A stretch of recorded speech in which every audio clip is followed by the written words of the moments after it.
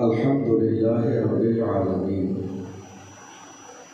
والصلاة والسلام على أشرف الخلق سيدنا محمد صلى الله عليه وسلم وعلى آله وأصحابه أجمعين أما بعد فأعوذ بالله من الشيطان الرجيم بسم الله الرحمن الرحيم قال الله تبارك وتعالى في القرآن العظيم والفرقان الحميد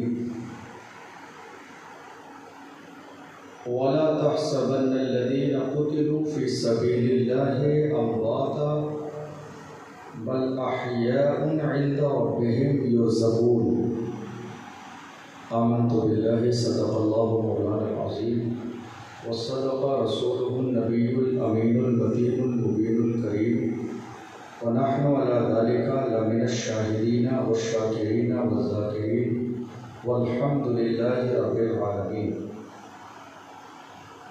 آئیے ہم نہایت عقیدت و محبت کے ساتھ اپنے اور ساری کائنات کے آقا و مولا اللہ کے محبوب جناب محمد رسول اللہ صلی اللہ علیہ وسلم کی بارگاہ مقدسہ میں درود پاک کا نذرانہ پیش کریں اور پڑھیں بآواز بلند اللہم صلی علی سیدنا و مولانا محمد وعلی آل سیدنا و مولانا محمد مبارک وسلم صلاۃ و سلام علیک یا رسول اللہ صلاۃ و سلام علیک یا حبیب اللہ صلی اللہ تعالی علیہ وسلم۔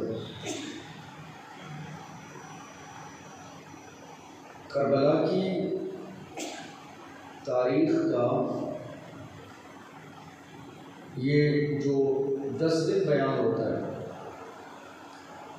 تو ہر ایک دن کا تعلق آنے والے دوسرے دن سے ہوتا ہے، یعنی اگر کوئی انسان ایک دن بیچ میں چھوڑ دیتا ہے تو پھر بہت ساری اگلی باتیں اسے سمجھ میں نہیں آتی، کیونکہ آگے پیچھے سے ربط ہے، ایک پوری مستقل تاریخ ہے۔ کل اہل بیت کے حوالے سے بہت ہی ضروری چیزیں بیان ہوئیں۔ اللہ کے رسول صلی اللہ علیہ وسلم نے ارشاد فرمایا من مات علی حب آل محمد مات شہیدا۔ یہ چیز میں صرف ان لوگوں کے لیے چند منٹ میں دہرا رہا ہوں جو کل نہیں شرکت کر سکے تھے، کیونکہ یہ اہل بیت کے حوالے سے بہت لاجواب حدیث ہے۔ حضور نے فرمایا جو اہل بیت کی محبت لے کر اس دنیا سے رخصت ہوتا ہے وہ اس حال میں دنیا سے جاتا ہے کہ اللہ اسے شہادت کا مرتبہ عطا فرماتا ہے۔ میرے رسول فرماتے ہیں من مات علی حب آل محمد مات مغفورا لہ، فرمایا جو اہل بیت کی محبت دل میں رکھے اور اسی عالم میں اسے موت آ جائے تو وہ اس حال میں دنیا سے جاتا ہے، اس دنیا سے جانے سے پہلے اللہ اس کی مغفرت فرما دیتا ہے۔ میرے نبی نے فرمایا وَمَن مَاتَ عَلَى حُبِّ آلِ مُحَمَّدٍ بَشَّرَهُ مَلَكُ الْمَوْتِ بِالْجَنَّةِ، جس کے دل میں اہل بیت کی محبت ہو تو جب اس کے مرنے کا وقت قریب آتا ہے، روح نکالنے والا فرشتہ جب اس کے پاس آتا ہے روح نکالنے کے لیے، انسان کے جب مرنے کا وقت قریب آتا ہے تو اسے بہت ساری زندگی میں چیزوں کی حسرت اور ندامت ہوتی ہے۔ انسان مرتے وقت میں افسوس کرتا ہے کہ کاش میں یہ کر لیتا، کاش میں یہ کر لیتا، کاش میں نمازیں پڑھ لیتا، کاش میں روزے رکھ لیتا، کاش میں حج کر لیتا، کاش میں زکوٰۃ دے دیتا، کاش اللہ نے مجھے مال و دولت دیا تھا، کسی موقع پر دین کے لیے خرچ کر دیتا۔ یہ ساری چیزیں انسان کے مرتے وقت میں اس کے دماغ میں آتی ہیں اور وہ افسوس کرتا ہے۔ اس کے بعد جو انسان کا دوسرا افسوس ہے وہ یہ ہے کہ جو اس نے دن کے اجالوں میں اور رات کے اندھیروں میں تنہائیوں میں گناہ کیے ہوتے ہیں، وہ گناہ یاد آتے ہیں اور ان گناہوں پر وہ شرمندہ ہوتا ہے اور سوچتا ہے نہ جانے میرے ساتھ مرنے کے بعد قبر میں کیا ہوگا۔ یہ ساری چیزیں انسان سوچ رہا ہوتا ہے، مگر میرے نبی نے ہمارے لیے زندگی بڑی آسان کر دی اور موت اس سے بھی زیادہ آسان فرما دی۔ اللہ کے رسول صلی اللہ علیہ وسلم ارشاد فرماتے ہیں، لوگوں الا ومن مات علی حب آل محمد بشرہ ملک الموت بالجنہ۔ میرے نبی نے فرمایا، اے لوگوں جان لو جس کے دل میں اہل بیت کی محبت ہو، جب اس کی روح نکلنے کا وقت آتا ہے تو روح نکالنے والا فرشتہ ملک الموت اسرائیل علیہ السلام اس کے پاس آتے ہیں اور آنے کے بعد روح نکالنے سے پہلے اس سے کہہ دیتے ہیں، اے مرنے والے انسان گھبرا نہیں، میں تیری روح ایسے عالم میں نکالوں گا کہ میرے اللہ نے مجھے تیرے لیے یہ بشارت دے کے بھیجا ہے کہ مرنے سے پہلے جان لے تیرا ٹھکانہ جنت۔ ملک الموت روح نکالنے والا فرشتہ روح نکالنے سے پہلے جنتی ہونے کی خوشخبری دے دیتا ہے۔ روح نکالنے والا فرشتہ جنت میں جانے کی خوشخبری دے دیتا ہے۔ یہ اہل بیت کی محبت کا صلہ ہے۔ اور اس کے علاوہ آپ کوئی زندگی جو بھی اچھا کام کریں گے، ہر اچھے کام کا بدلہ آپ کو ملنا ہی ہے۔ کوئی ایسا اچھا کام نہیں ہے دنیا میں جو انسان کر لے اور اس کا بدلہ نہ لے۔ یہ ممکن ہے تاخیر ہو جائے، یہ ممکن ہے کہ نیکی کے بدلہ ملنے میں لیٹ ہو جائے، یہ ممکن ہے کہ اچھے کام کا بدلہ اتنی جلدی نہ ملے، لیکن یہ ممکن نہیں ہے کہ نیکی کا بدلہ نہ ملے، ایسا نہیں ہو سکتا۔ اہل بیت کی محبت، اہل بیت کی محبت کے بارے میں میرے آقا صلی اللہ علیہ وسلم نے باضابطہ ہمیں اور آپ کو حکم فرمایا۔ میرے نبی نے فرمایا، اے لوگوں میں تمہارے درمیان دو وزنی چیزیں چھوڑ کے جا رہا ہوں، دو بھاری چیزیں چھوڑ کے جا رہا ہوں، ان دونوں چیزوں کو مضبوطی کے ساتھ تھامے رہو گے، کبھی زندگی میں گمراہ نہیں ہوگے۔ یا رسول اللہ آپ کیا چھوڑ کے جا رہے ہیں؟ میرے نبی نے فرمایا، میرے اہل بیت اور اللہ کی کتاب قرآن مقدس، ان دو کو تمہارے درمیان چھوڑ کے جا رہا ہوں۔ قرآن اللہ کی کتاب ہے، مگر اہل بیت کو اس لیے لازم پکڑ کے رکھنا، اس لیے کہ جہاں تمہیں قرآن کو پڑھ کے سمجھ میں نہ آئے گا، وہاں یہ میرے گھر والے ہیں جو قرآن پر عمل کر کے تمہیں دکھائیں گے، کیونکہ قرآن ان کے سامنے نازل ہوا ہے، میرے رسول کے گھر والوں کے سامنے قرآن نازل ہوا ہے، ان سے بہتر قرآن کو کوئی نہیں سمجھتا ہے۔ تو جنہوں نے اب ایسا صحیح بیٹھیے، عزت و احترام سے محفل میں بیٹھے ہیں آپ، اہل بیت کے حوالے سے جنہوں نے اہل بیت سے محبت کی، اللہ نے انہیں بدلہ بھی دیا، اور جنہوں نے اہل بیت کی شان میں گستاخی کی، اللہ نے انہیں ہزاروں برکتوں اور نعمتوں سے محروم کر دیا۔ بلخ کے علاقے میں رسول پاک صلی اللہ علیہ وسلم کی ایک شہزادی سیدہ رہتی تھی، ان کے پوری فیملی کے ساتھ، جن میں ان کی چند بیٹیاں بھی تھیں۔ قضاء الہی سے شوہر کا انتقال ہو گیا۔ شوہر کا انتقال ہو جانے کے بعد انہوں نے سمرقند کے علاقے کی طرف سفر کیا اپنی جوان بیٹیوں کو لے کے کہ شاید وہاں ہمیں کوئی ایسا ہمدرد مل جائے تاکہ ہم عزت اور سکون کی زندگی گزار سکیں۔ رات کے وقت میں سمرقند کے علاقے میں اپنی جوان بیٹیوں کو لے کر وہ عورت پہنچ گئی جو سیدہ زادی تھی، جن کا رشتہ مدینے والے مصطفیٰ سے ملتا تھا۔ کوئی جگہ نہیں ملی شہر میں ٹھہرنے کے لیے، تو انہوں نے اپنی جوان بیٹیوں کو مسجد میں ٹھہرا دیا، اور ٹھہرانے کے بعد ماں مسجد سے باہر نکلی تلاش کرنے کے لیے کہ کوئی ہمدرد مل جائے کہ جس کے یہاں ہمیں رات گزارنے کا موقع مل جائے۔ مسجد میں جوان بیٹیوں کو ٹھہرا کے جب وہ باہر نکلی، انہوں نے دیکھا کہ شہر کا ایک بہت عظیم مالدار انسان موجود ہے، اور اس کے ارد گرد بہت سارے لوگ کھڑے ہوئے ہیں، موجود ہیں۔ پوچھا کون ہے یہ؟ لوگوں نے بتایا یہ اس شہر کا رئیس ہے۔ وہ سیدہ زادی اس کے قریب گئی اور جانے کے بعد کہا، یہ رئیس کون تھا؟ مسلمان، کلمہ پڑھنے والا۔ اس کے قریب گئی، جانے کے بعد کہا، میں سیدہ زادی ہوں، میرا رشتہ مدینے والے مصطفیٰ سے ملتا ہے، میں مہمان ہوں تمہارے شہر میں، میرے شوہر کا انتقال ہو گیا ہے، میں تمہارے یہاں حاضر ہوں، میرے ساتھ چند جوان بیٹیاں بھی ہیں جو مسجد میں ہیں، اللہ کے نام پہ میری کچھ مدد کر دو، کیونکہ ہم رسول کے گھر والے کبھی کسی کے سامنے ہاتھ نہیں پھیلاتے ہیں۔ آج میرے ساتھ کوئی مرد نہیں ہے، میرے ساتھ میرا شوہر نہیں ہے، اس کا انتقال ہو چکا ہے، اس لیے میں تمہارے یہاں حاضر ہوں، اللہ کے لیے میری کچھ مدد کر دو۔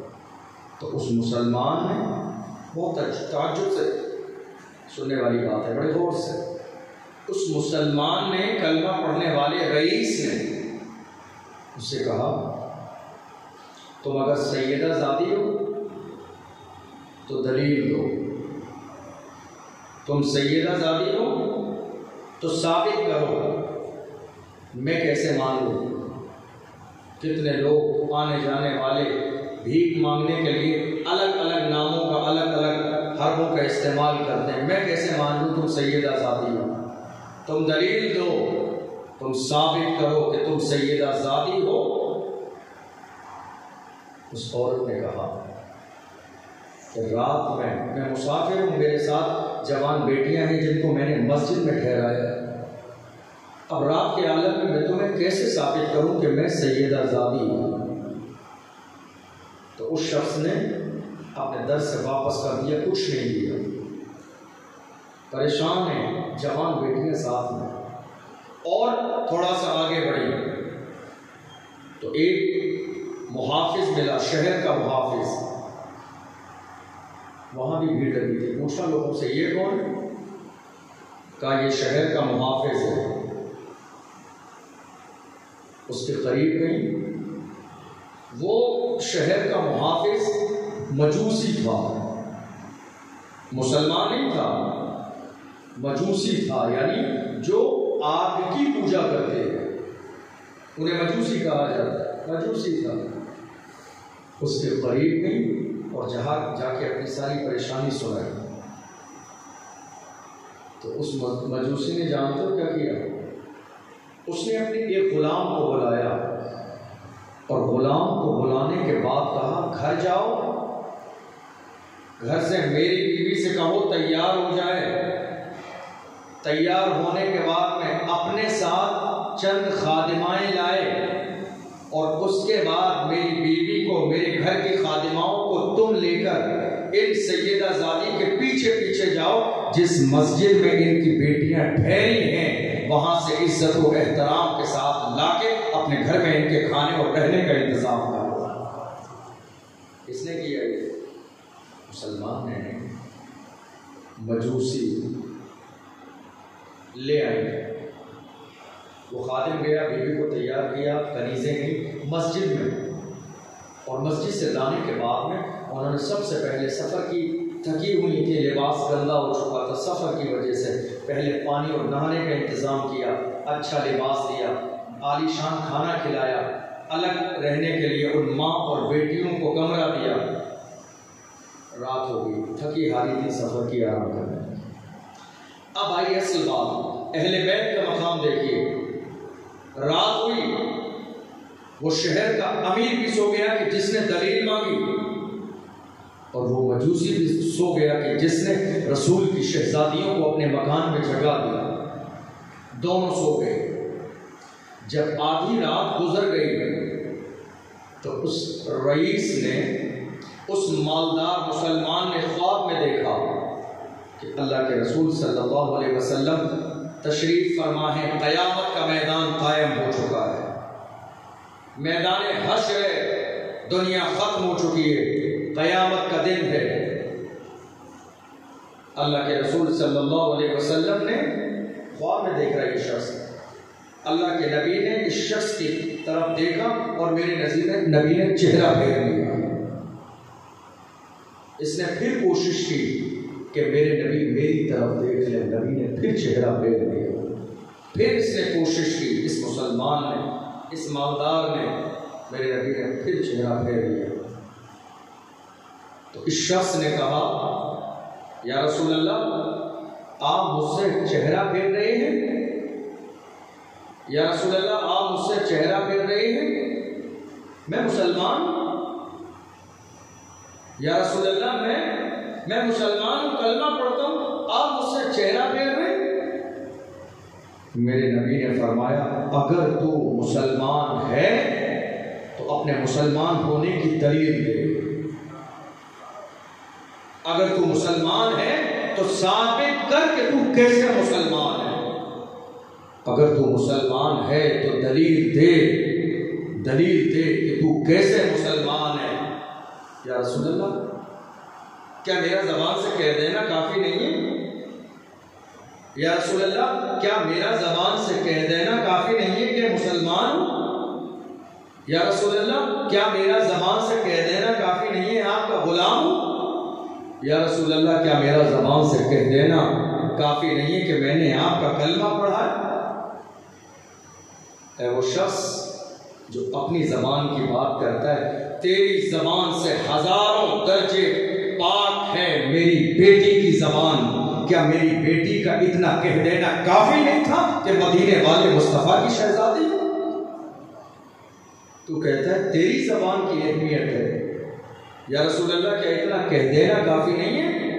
میرا زبان سے کہہ دینا کافی نہیں ہے میں مسلمان ہوں؟ میرے نبی نے فرمایا تیرا کہہ دینا۔ اور آج دن میں میری بیٹی تیرے دروازے پہ آئی تھی، اس نے تیری منت اور سماجت کی تھی، جوان بیٹیاں اس کے ساتھ تھیں۔ ارے اگر تو صحیح انسان ہوتا نا، وہ یہ نہ کہتی میں سید زادی ہوں، ایک عورت تھی، انسانیت کے ناطے ایک عورت کی عزت کرتا، اس کی جوان بیٹیوں کی عزت کرتا۔ اس نے بار بار کہا رسول کی شہزادی ہوں، مگر تو بار بار دلیل مانگتا رہا۔ تو نے یہ نہ سوچا کہ رات کا عالم ہے، تو نے یہ نہ سوچا کہ نہ جانے رات کے اندھیرے میں بھیڑیے گھروں سے نکل کے درندہ صفت بن کر روڈوں پر مارے پھرتے ہیں۔ تو نے یہ نہ سوچا کہ کوئی ظالم ایسا نہ ہو جو عزت دار پردہ نشین ماں اور بہنوں کے دامن کو داغدار کرنے کی کوشش کرے۔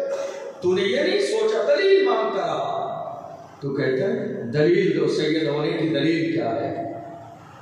میرے نبی فرماتے ہیں آج تو مجھ سے کہتا ہے مسلمان، تو دلیل دے، تیرے مسلمان ہونے کی دلیل کیا ہے؟ یا رسول اللہ میرا کہہ دینا کافی نہیں ہے؟ میرے نبی فرماتے ہیں کیا میری شہزادی کا کہہ دینا کافی نہیں تھا؟ میرے نبی نے اشارہ فرمایا، وہ دیکھ سامنے یہ جو محل دیکھ رہا ہے، یہ محل دیکھ رہا ہے، جانتا ہے کس کے لیے ہے؟ اے اپنے آپ کو مسلمان کہنے والے، اے اپنے آپ کو مسلمان کہنے والے، تو جانتا ہے یہ محل اتنا عالیشان کس کے لیے ہے؟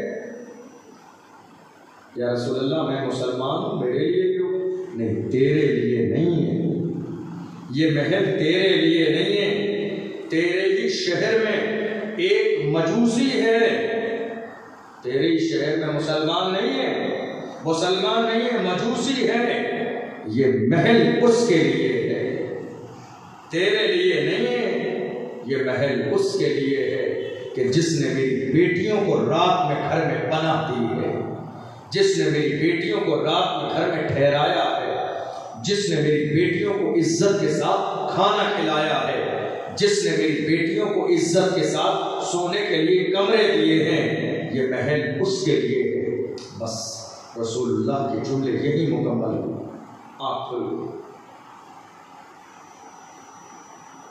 خواب میں قیامت کا منظر تھا، لیکن جب آنکھ کھلی تو اب حقیقت میں قیامت کا منظر اس کی نگاہوں کے سامنے ہے کہ میں جس نبی کا کلمہ پڑھتا ہوں، میرے نبی نے میری طرف سے چہرہ پھیر لیا ہے، اپنے جسم کو پیٹتا ہے، اپنے چہرے پہ تماچے مارتا ہے۔ اے ظالم، تو نے دولت کے نشے میں آج بہت بڑا ظلم کر لیا اپنے اوپر۔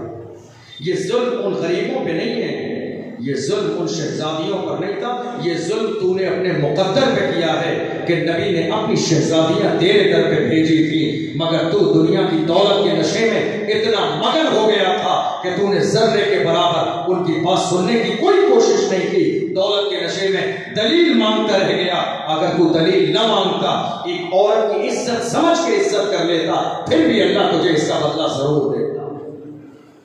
صبح اٹھتا ہے، لوگ لگا دیے، خادم لگا دیے، غلام لگا دیے تلاش کرنے کے لیے۔ تلاش کرو، وہ عورتیں آخر ملیں گی کہاں؟ سارے مجوسیوں کے گھر تلاش کرو۔ شام تک جا کے پتہ چلا فلاں مجوسی کے گھر پہ حضور کی وہ شہزادیاں آرام فرما ہیں، دولت کے انبار لے کے اس مجوسی کے دروازے پر حاضر ہے۔ وہ شہزادیاں تمہارے گھر پہ؟ ہاں میرے گھر پہ۔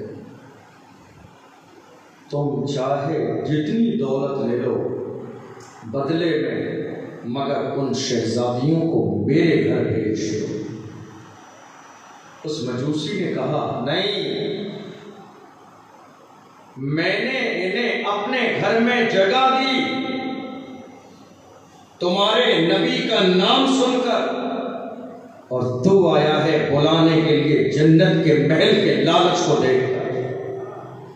میں نے محبت میں ٹھہرایا، میں نے اس نبی کا کلمہ نہیں پڑھا تھا، میں اس نبی کی شخصیت سے واقف نہیں تھا، نبی کی بیٹیوں کے مقام سے واقف نہیں تھا، لیکن میں نے بحث نبی کا نام سن کر کے نبی کی شہزادیاں، مسلمانوں کے پیغمبر کی بیٹیاں میں نے گھر میں عزت دی، مگر تو آیا ہے جنت کے لالچ میں۔ حیران ہو گیا جب اس مجوسی نے کہا تو آیا ہے جنت کے محل کو دیکھ کے کہ تیرے ہاتھ سے نکلتا جا رہا ہے۔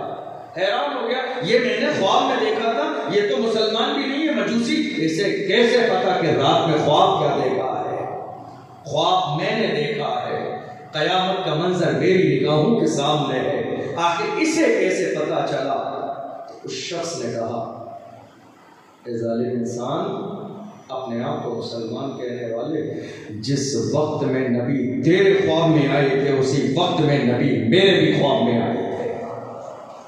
سنا ہے آپ ہر عاشق کے گھر تشریف لاتے ہیں، میرے گھر میں بھی ہو جائے چراغاں یا رسول اللہ۔ جس وقت نبی تیرے خواب میں آئے اسی وقت نبی میرے خواب میں بھی آئے، اور میرے نبی نے فرمایا اے وہ شخص کہ جس نے میری بیٹیوں کو جگہ دی ہے، تو نے دنیا میں جگہ دی ہے، میں تجھے مرنے کے بعد جنت کے اس محل میں جگہ دوں گا۔ تو نے میری بیٹیوں کو دنیا کے گھر میں جگہ دی ہے، میں تیرے مرنے کے بعد اس محل میں جگہ دوں گا، یہ تیرا ٹھکانہ ہے۔ مسلمان حیران ہو گئے، تو مجوسی، تو جنت میں جگہ کیسے ملے گی؟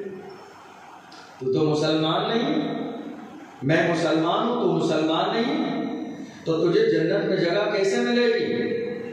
اس مجوسی نے جان تو کیا کہا؟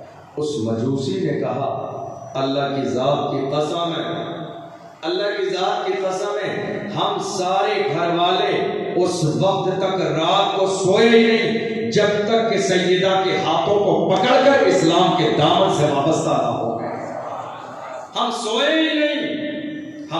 ہی نہیں، ان کو نہلایا، کھلایا، پلایا، روم میں جانے کی جگہ دی۔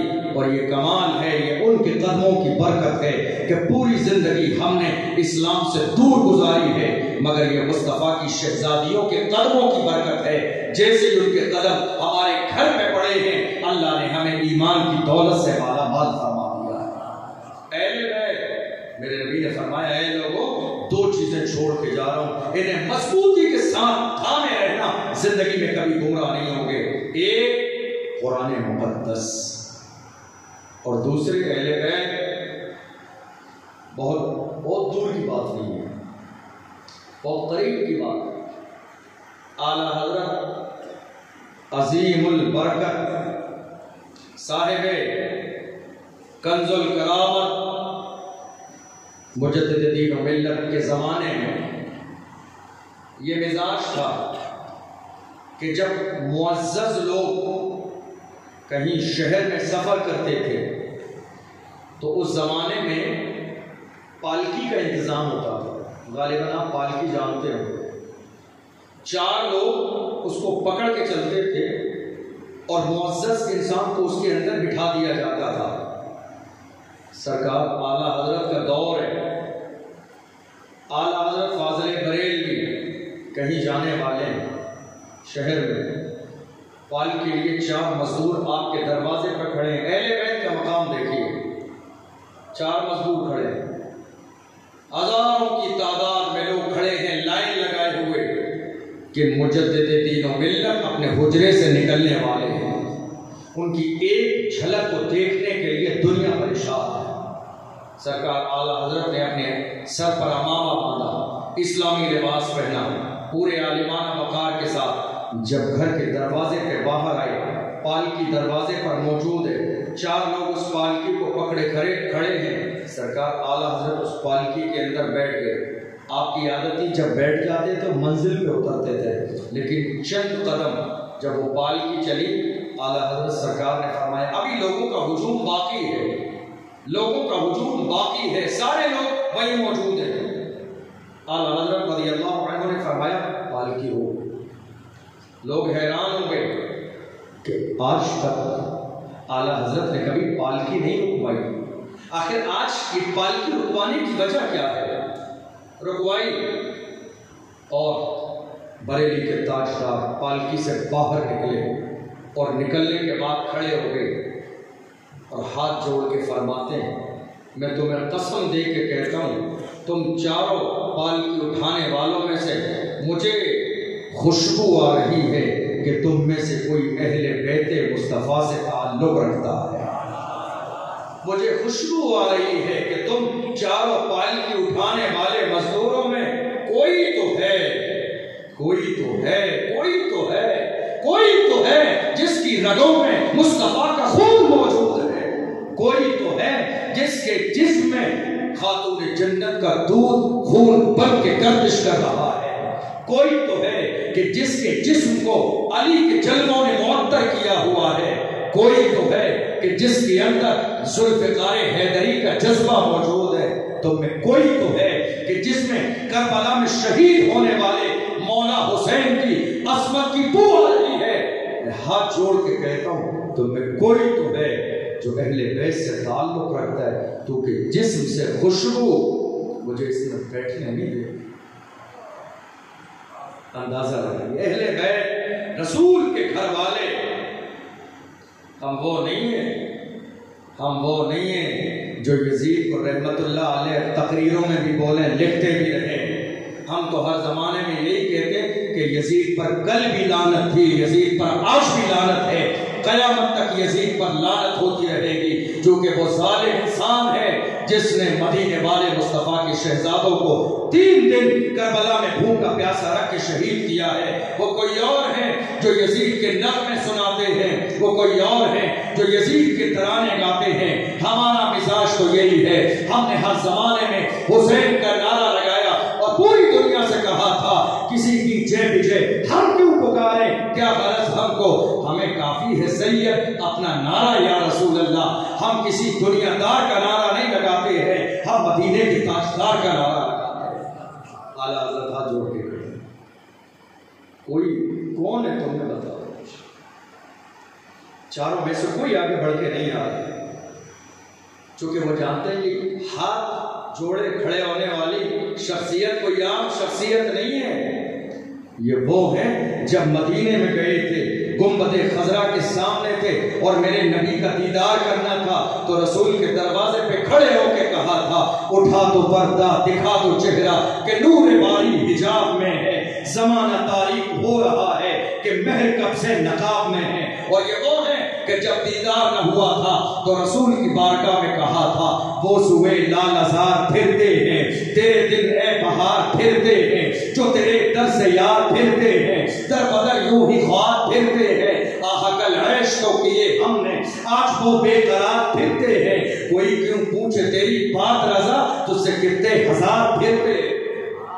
وہ جان رہے یہ عام شخص نہیں ہے، یہ وہ ہیں جب حج کے موقع پہ مدینے جاتے ہیں، حج کے موقع پہ مدینے جاتے ہیں تو سارے دیوبندی وہابی مل کے آ جاتے ہیں، اے بریلی کے مولانا احمد رضا بریلی میں بیٹھ کے کتابیں لکھتے رہتے ہو، نبی کو علم غیب ہے، نبی کو علم غیب ہے، ہم تم سے سوال کرتے ہیں، ہم سوال کرتے ہیں فتویٰ لکھ کے دو، نبی کے علم غیب کے بارے میں دلیل دو، علم غیب ہے یا نہیں ہے؟ سرکار اعلیٰ حضرت نے کہا تھا میں حج کرنے آیا ہوں، یہاں مناظرہ کرنے نہیں آیا ہوں، یہاں دارالفتہ کا مفتی بن کے نہیں آیا ہوں، مدینے والے مصطفیٰ کا غلام بن کے رسول کی بارگاہ میں حاضری دینے آیا ہوں۔ نہیں، جواب دینا پڑے گا، کوئی کتابیں نہیں لے گئے، کتابیں نہیں لے گئے، کوئی ساز و سامان نہیں لے گئے، لیکن جو سوال کیا گیا اعلیٰ حضرت سے، وہ سوال جانتے ہو کون سی زبان میں سوال کیا گیا؟ عربی زبان میں۔ عربی زبان میں سوال کرنا ایک بہت بڑی سازش تھی، وہ جانتے تھے اعلیٰ حضرت ہندوستان کے رہنے والے ہیں جن کی زبان اردو اور ہندی ہے، عربی میں سوال کیا جائے گا خاموش ہو جائیں گے، عربی میں سوال کیا جائے گا خاموش ہو جائیں گے، عربی میں سوال کیا جائے گا جواب نہ دے سکیں گے، عربی میں سوال کیا جائے گا ہاتھ جوڑ کے کھڑے ہو جائیں گے، عربی میں سوال کیا جائے گا مناظرہ ہار جائیں گے، عربی میں سوال کیا جائے گا چیلنج ہار جائیں گے، مگر ان ظالموں کو معلوم نہیں تھا کہ اللہ نے مدینے والے مصطفیٰ کے صدقے میں بریلی کے مولانا احمد رضا کو اتنا کمال عطا فرمایا ہے، اگر سوال عربی میں کرو گے تو جواب عربی میں آئے گا، سوال ہندی میں کرو گے جواب ہندی میں آئے گا، سوال انگلش میں کرو گے جواب انگلش میں آئے گا۔ اللہ اکبر، دنیا نے دیکھا بریلی کے مولانا احمد رضا خان فاضل بریلوی علیہ الرحمت و رضوان نے جب کتاب کا جواب دینا عربی میں شروع کیا ہے تو سوال کرنے والے سوال کر کے بیٹھ گئے ہیں، مگر بریلی کے تاجدار نے جب جواب لکھ کر دیا ہے تو کئی سو پیج کے اندر 10-20 صفحے نہیں ہیں، 150 صفحے نہیں ہیں، کئی سو پیج کے اندر اعلیٰ حضرت نے ایک مسئلے کا جواب لکھ کے دیا، اور اندازہ یہ ہے جن کی زبان عربی ہے بریلی کے تاجدار نے ان کے ہاتھ میں جواب لکھ کے دیا ہے تو حیران ہے، پڑھیں تو پڑھیں کیسے، سمجھیں تو سمجھیں کیسے، وہ سوچ رہے کہ جواب نہیں دے پائیں گے۔ سرکار اعلیٰ حضرت نے جب اس کتاب کو لکھ کر دیا تو ایک سوال کے جواب میں ایک کتاب لکھی، اور اس ایک کتاب کا عالم یہ ہے کہ اگر آج لوگ اسے سمجھنے کے لیے بیٹھ جاتے ہیں تو مہینے گزر جاتے ہیں مگر وہ کتاب مکمل نہیں ہوتی۔ وہ جانتے تھے یہ سامنے کھڑے ہونے والا کوئی عام شخص نہیں ہے، وہ جانتے تھے کوئی نکل کے نہیں آ رہا۔ حضرت فرماتے ہیں تو میں قسم دیتا ہوں مدینے والے مصطفیٰ کے خون کی، مجھے بتاؤ تمہیں کون اہل بیت سے تعلق رکھتا ہے؟ ایک شخص، جب رسول کا نام آ گیا، جب رسول کا ذکر آ گیا تو ایک شخص ہاتھ جوڑ کے آگے بڑھا اور اس نے کہا حضور یہ غلام غریبی کی وجہ سے، کوئی ہنر بھی نہیں ہے، کوئی ڈگری بھی نہیں ہے، ایک عام انسان ہوں، کوئی کمال نہیں ہے میرے پاس، کوئی ڈگری نہیں ہے، کوئی علم نہیں ہے، غریب انسان ہوں، پریشان ہوں، اس لیے مزدوروں کی لسٹ میں آ کے بیٹھ جاتا ہوں، اور صبح یہ مزدور کہیں پالکی اٹھانے کے لیے جاتے ہیں، مجھے بھی ساتھ میں لے جاتے ہیں، تھوڑی سی روزی روٹی کما لیتا ہوں، شام کو بچوں میں چلا جاتا ہوں۔ حضور میں اس لیے نہیں آ رہا تھا کہ میرا راز فاش نہ ہو جائے، میں اتنے بڑے خاندان سے تعلق رکھتا ہوں، بڑی خاموشی کے ساتھ زندگی گزارنا چاہ رہا تھا، آپ نے میرا راز فاش کر دیا۔ میں آنا نہیں چاہ رہا تھا اس لیے کہ میرے پاس کوئی ڈگری نہیں ہے، کوئی کمال نہیں ہے، ایک عام سا انسان ہوں۔ اعلیٰ حضرت فرماتے ہیں تیری نسبت ساری ڈگریوں پہ بھاری ہے، تیری نسبت ساری ڈگریوں پہ بھاری ہے۔ میرے نبی نے فرمایا یہ ساری ڈگریاں، سارے منصب، سارے دولت، سارے کمال، سارے جمال، ساری بلندی، ساری عظمتیں، ساری رفعتیں مٹی میں ملنے والی ہیں، صرف ایک رشتہ قیامت کے دن باقی رہنے والا ہے، وہ میرا رشتہ ہے، وہ میری نسبت ہے، وہ میرا کمال ہے۔ تیرے پاس دنیا کی کوئی ڈگری ہو نہ ہو، مدینے والے مصطفیٰ کی نسبت ہے جو سب سے افضل ہوا۔ دنیا کی ڈگریاں مٹنے والی ہیں، بس اعلیٰ حضرت نے ہاتھ جوڑ کے کہا خدا کے لیے مجھے علم نہیں تھا، جب میں بیٹھا میں اپنے گھر سے باہر نکلا، بے توجہی میں بیٹھ گیا پالکی میں نے یہ سوچا ہی نہیں کہ میں کسی رسول کے شہزادے کے کاندھوں پہ سوار ہو جاؤں گا۔ اے رسول کے شہزادے، اللہ کے لیے مجھے معاف کر دے، کہیں ایسا نہ ہو قیامت کا میدان قائم ہو جائے، مدینے والے مصطفیٰ مجھ سے سوال کر لیں احمد رضا میری نعتیں لکھتا تھا اور میرے شہزادوں کے کانوں پہ سواری کرتا تھا، میری اولاد کی تعظیم نہیں کی۔ میرے نبی نے قیامت کے دن پوچھ لیا، جواب کیا دوں گا؟ خدا کے لیے مجھے معاف کر دیں۔ 3 سے 4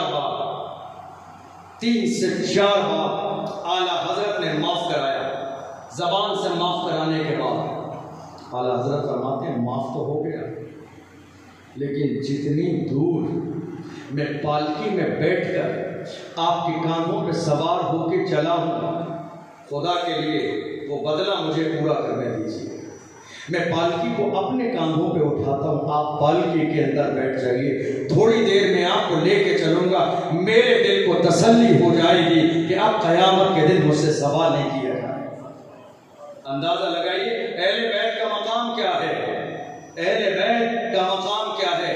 یہ بہت بڑا احسان ہے، اللہ کا کرم ہے کہ ہم نہ رافضی ہیں نہ شیعہ ہیں، چونکہ ایک گروہ وہ ہے جنہوں نے صحابہ کی شان میں گستاخی کی، اور ایک وہ ہیں جنہوں نے صحابہ کو بلند مرتبے پر پہنچایا، اہل بیت کی شان میں گستاخی کی۔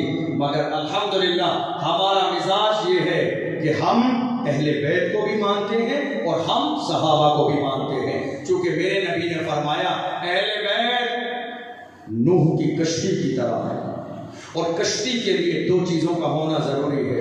کشتی کے سوار کے لیے ضروری یہ بھی ہے کہ کشتی سمندر میں چلتی جب ہے، جبکہ سامنے ستارے روشنی دکھانے والے ہوں، تو میرے نبی نے فرمایا اہل بیت نوح کی کشتی کی طرح ہیں اور صحابہ ستاروں کی راہ ہیں، ان دونوں کو مضبوطی سے تھام لو گے تمہاری دنیا بھی کامیاب ہو جائے گی، آخرت بھی کامیاب ہو جائے گی۔ مولا علی کا نام پوری دنیا لیتی ہے، ہم بھی لیتے ہیں، اور علی کے نام میں وہ گرمی ہے کہ جب علی کا نام آتا ہے تو جسم کے رونگٹے کھڑے ہو جاتے ہیں۔ علی علی علی علی علی کے بارے میں میرے نبی نے کہا تھا شاہ مرداں شیر یزداں قوت پروردگار لا فتح الا علی لا سیف الا ذوالفقار۔ میرے نبی نے کہا تھا عرب میں علی جیسا بہادر کوئی نہیں اور ذوالفقار حیدری جیسی تلوار کوئی نہیں۔ خیبر کے قلعے کو جب علی نے فتح کیا تھا تو جانتے ہو لڑائی کس سے ہوئی تھی؟ خیبر کے قلعے کو جب فتح کیا تھا تو جانتے ہو لڑائی کس سے ہوئی تھی؟ سامنے یہ لڑنے والا کون تھا؟ خیبر کے قلعے سے دروازے سے خیبر کے قلعے سے باہر نکلنے والا شخص لڑنے کے لیے، اس کا نام تھا مرحب، اور کتنا پاورفل تھا، ایک وقت میں 1000 آدمیوں سے تنہا لڑتا تھا۔ کتنا؟ ایک وقت میں ایک ساتھ اکیلے کے لیے اگر لڑائی کرانی ہے تو 1000 آدمی لائیے، اکیلا اکیلا اکیلا 1000 آدمیوں سے لڑتا تھا یہ مرحب۔ مگر خیبر کا قلعہ جس دن فتح ہوا اور میرے نبی نے علی کو بلایا تھا، صحابہ نے کہا تھا یا رسول اللہ بیمار ہے۔ نبی نے کہا نہیں، بلا کے لاؤ، آنکھوں میں بیماری ہے۔ رسول نے لعاب دہن لگایا، آنکھیں ٹھیک ہو گئی، خیبر کے قلعے کو فتح کرنے کے لیے بھیج دیا۔ لیکن باہر آنے والا کون تھا؟ باہر آنے والا یہی تھا مرحب۔ اس کی طاقت کا عالم کیا تھا؟ 1000 لوگوں سے تنہا لڑتا تھا، نکل کے آیا۔ اب ظاہر ہے جو 1000 سے لڑتا ہو تو 50-100 لوگوں کو تو شمار میں ہی دلائے گا، اور ایک آدمی کو 1000 لڑنے والا ایک آدمی کو تو وہ دیکھے گی نہیں۔ حضرت علی کے سامنے آ کے کہا علی جانتے ہو، علی جانتے ہو کون ہوں میں؟ مجھے جانتے ہو علی؟ حضرت علی نے کہا تھا میں تجھے نہیں جانتا ہوں، میں تو خود اپنے آپ کو جانتا ہوں۔ علی جانتے ہو میں کون ہوں؟ علی جانتے ہو میرے مقابلے میں لڑنے آئے ہو میں کون ہوں؟ علی نے کہا تھا میں تجھے نہیں جانتا ہوں، میں اپنے آپ کو جانتا ہوں۔ کون ہو؟ کون ہو تم؟ علی نے کہا تھا اسد اللہ و رسولہ۔ علی نے کہا تھا تم جو بھی ہو مگر میں اللہ کا شیر ہوں، مدینے والے مصطفیٰ کا شیر ہوں۔ تم جو بھی ہو اس سے پرواہ نہیں ہے، اس لیے کہ جو دوسروں سے ڈر جاتے ہیں وہ میدان جنگ پہلے ہی ہار جاتے ہیں۔ تم کون ہو؟ مجھے اس سے کوئی پرواہ نہیں ہے، تم جان لو کہ میں کون ہوں۔ مجھے مدینے والے مصطفیٰ نے بھیجا ہے اور میرے نبی نے یہ کہہ کے بھیجا ہے خیبر کا قلعہ فتح ہوگا۔ اب قیامت آ سکتی ہے مگر خیبر کے قلعے کو فتح ہونے سے کوئی نہیں روک سکتا ہے، کیونکہ میرے نبی نے کہہ کے بھیجا ہے کہ خیبر کا قلعہ فتح ہوگا۔ جیسی لڑائی شروع ہوئی، خیبر کا قلعہ فتح ہونے سے پہلے اسی ایک مرحب نے جو 1000 آدمیوں سے لڑتا تھا، حضرت علی رضی اللہ عنہ نے پہلا وار کیا۔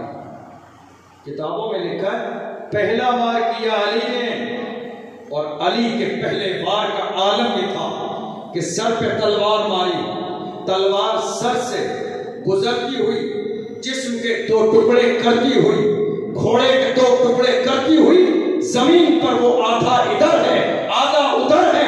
دنیا نے دیکھ لیا جو تکبر کے ساتھ آیا تھا علی کو نام بتانے کے لیے، مگر علی نے کہا تھا میں اللہ کا شیر ہوں، رسول کا شیر ہوں۔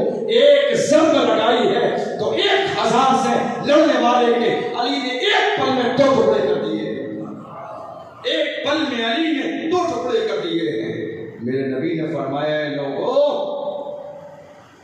لوگو علی وہ ہیں کہ دنیا کے تمام لوگ نفلی عبادت کے لیے لگ جائیں، ایک طرف تمام دنیا کے لوگ نفلی عبادت کے لیے سجدے میں سر جھکا لیں، اور ایک طرف میرا علی اسلام کی سربلندی کے لیے دشمن پر ایک بار تلوار کی ضرب لگا دے تو پوری دنیا کے سجدوں سے افضل ہے علی کا ایک بار ضرب لگا دے۔ دنیا کے تمام سجدوں سے افضل ہے علی کا ایک بار ضرب لگا دینا۔ یہ کس کا فرمان ہے؟ یہ مدینے والے مصطفیٰ کا فرمان۔ علی کو کس نے بڑھایا؟ علی کو مدینے والے مصطفیٰ نے آگے بڑھایا۔ میرے نبی نے کہا النظر الی وجہ علی عبادہ، علی کے چہرے کو دیکھنا عبادت ہے۔ علی کے چہرے کو دیکھنا، علی کے چہرے کو دیکھنا، بولیے آپ میرے ساتھ، عبادت ہے۔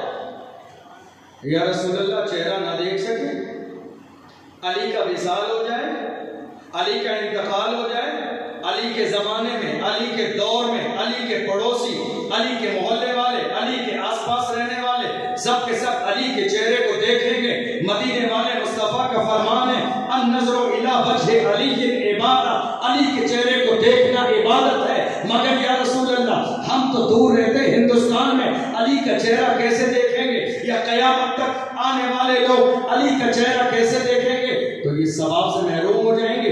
آپ فرماتے ہیں علی کا چہرہ دیکھنا عبادت ہے، ہم دیکھیں گے نہیں، عبادت کا ثواب کیسے ملے گا؟ میرے نبی فرماتے ہیں کوئی دقت کی بات نہیں ہے، النظر الی وجہ علی عبادت۔ میں نے کہا علی کا چہرہ دیکھنا عبادت ہے، اگر چہرہ نہ دیکھ سکو تو میرے نبی نے فرمایا ذکر علی کی عبادت، علی کا ذکر کر لینا یہ بھی عبادت ہے۔ چہرہ اگر نہ دیکھ سکو تو میرے نبی فرماتے ہیں ذکر علی کی عبادت، علی کا ذکر کر لینا یہ بھی عبادت ہے۔ کون علی؟ وہ علی جن کے نکاح میں میرے نبی نے خاتون جنت کو عطا فرمایا، وہ علی جن کا عالم یہ ہے کوفہ کی سرزمین پر جنہوں نے لوگوں کو دعوت دی۔ لوگ آگے کھانا کھانے کے لیے، ایک نوجوان اور بھی آیا جس نے آج تک سامنے سے علی کو دیکھا نہیں تھا، علی کی بہادری کی داستانیں سنی تھی، مگر سامنے سے فیس ٹو فیس علی کو دیکھا نہیں تھا۔ وہ آیا، دعوت چل رہی، لوگوں سے پوچھا ہے لوگوں علی ہیں کہاں؟ جنہوں نے خیبر کے قلعے کو فتح کیا وہ علی ہیں کہاں؟ کسی نے کہا وہ سامنے دیکھ رہے ہو، ایک طرف تو کھانا چل رہا ہے دعوت، وہ سامنے دیکھ رہے ہو بیٹھے ہو۔ ایک روایت میں دانتوں سے اخروٹ توڑ رہے تھے، اور ایک روایت میں سور کی روٹی توڑ رہے تھے، دوسروں کو دروازے پر کھانا کھلا رہے ہیں عالی شان، اور خود ایک طرف بیٹھے سوکھی روٹی کا ٹکڑا۔ اسی لیے تو کسی نے کہا تھا بھوکے رہتے ہیں غیروں کو کھلا دیتے ہیں، ایسے ہوتے ہیں محمد کے گھرانے والے۔ دعوت چل رہی ہے، لنگر ہے، لوگ ہیں، دسترخوان ہے، نعمتیں ہیں، فروٹ ہے، ساری چیزیں ہیں، مگر ایک علی ہے سامنے بیٹھے۔ ایک طرف بزرگی کا دور ہے، اخروٹ توڑ رہے یا روٹی۔ اس نوجوان نے کہا میرے کو بتاؤ تو صحیح علی ہیں کون سے؟ اشارہ کر دیا وہ علی، قریب گیا ان کے پاس۔ علی، آپ علی؟ سن کے خاموش ہو گیا، کچھ بولا نہیں۔ علی فرماتے ہیں ہاں پوچھو کیا پوچھنا ہے۔ قریب سے جا کے چہرے کی ہیبت دیکھی تو سوال کرنے کی ہمت نہیں ہوئی، کہا نہیں کچھ نہیں پوچھنا۔ فرمایا نہیں پوچھ لو، جو پوچھنا چاہتے ہو پوچھ لو، کہا نہیں پوچھو۔ حضرت علی نے فرمایا تو میں ایک کام کرتا ہوں، تمہارا سوال بھی میں ہی کر دیتا ہوں، تمہیں جواب بھی میں ہی دے دیتا ہوں۔ جو تم دماغ میں سوچ کر آئے ہو وہ سوال بھی بتاتا ہوں اور اس کا جواب بھی بتاتا ہوں۔ تمہارے دل میں سوال یہ ہے کہ علی یہ ہے جنہوں نے خیبر کے قلعے کے دروازے کو ایک ہاتھ سے اٹھا لیا تھا، یہ ہے کہ جنہوں نے ایک تلوار کی ضرب میں 1000 لڑنے والے آدمی کے 2 ٹکڑے کر دیے تھے، وہ علی ہے؟ آج میں تو دیکھ رہا ہوں دانتوں سے سوکھی روٹی نہیں ٹوٹتے۔ تمہارے ذہن میں یہ سوال ہے؟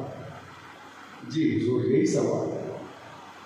فرمایا دیکھنے والے دیکھ لے، اگر آج تو دیکھ رہا ہے مجھے تو دیکھ لے، اگر بات خیبر کی کرتا ہے تو آج بھی لا کے میرے سامنے خیبر کا میدان رکھ دے، علی کے وہی تیور آج پھر بھی دوبارہ دیکھ لے۔ اگر آج بھی میری نگاہوں کے سامنے خیبر کا میدان ہو، خیبر کا میدان ہو تو علی کے تیور آج بھی وہی ہوں گے۔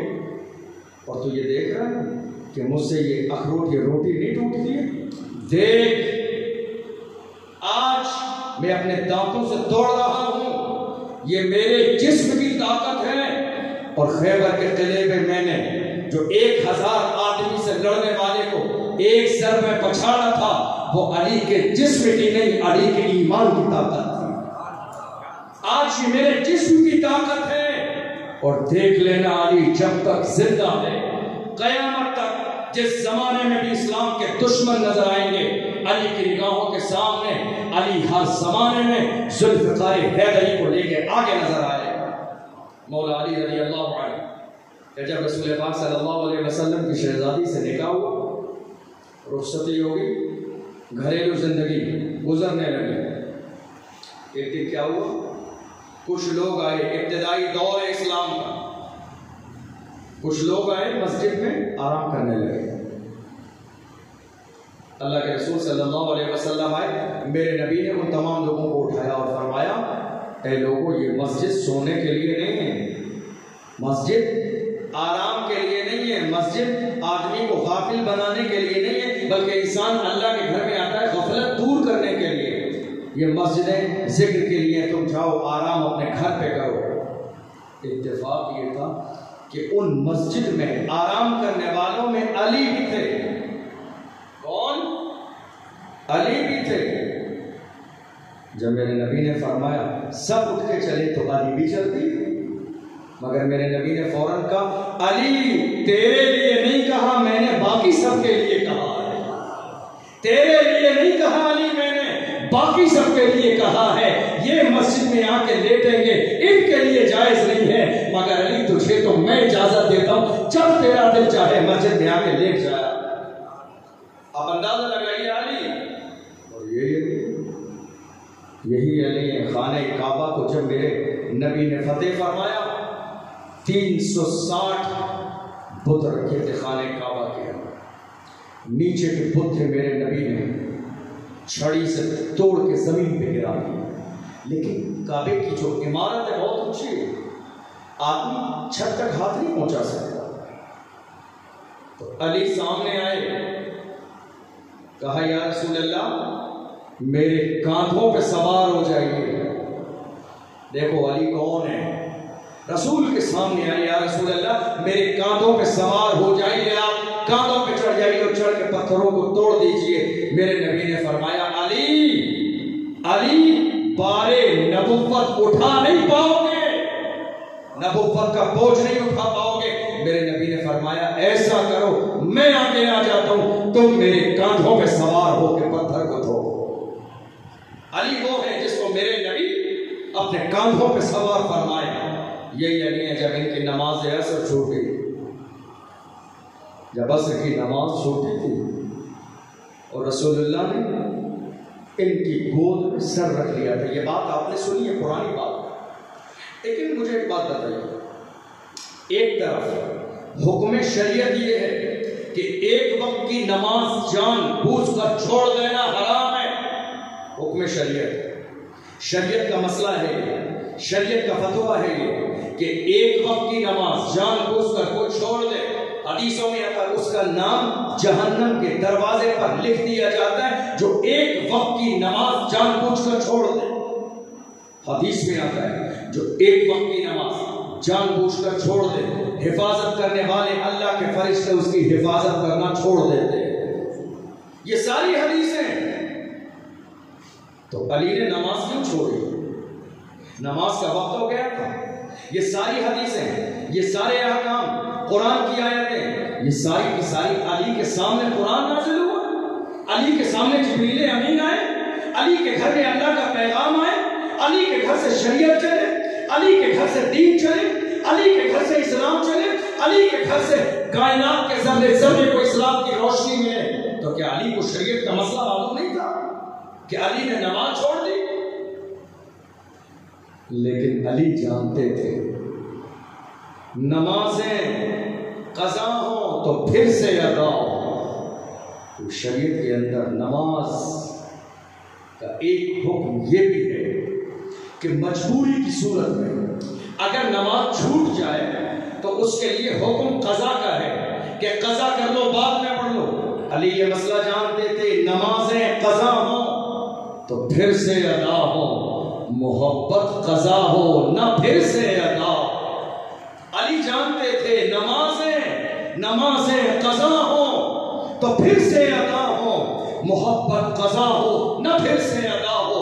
علی جانتے تھے نماز تو پڑھ ہی لوں گا تھوڑی دیر کے بعد، لیکن نہ جانے مصطفیٰ کا سر میری گودی میں زندگی میں دوبارہ آئے کہ نہ آئے.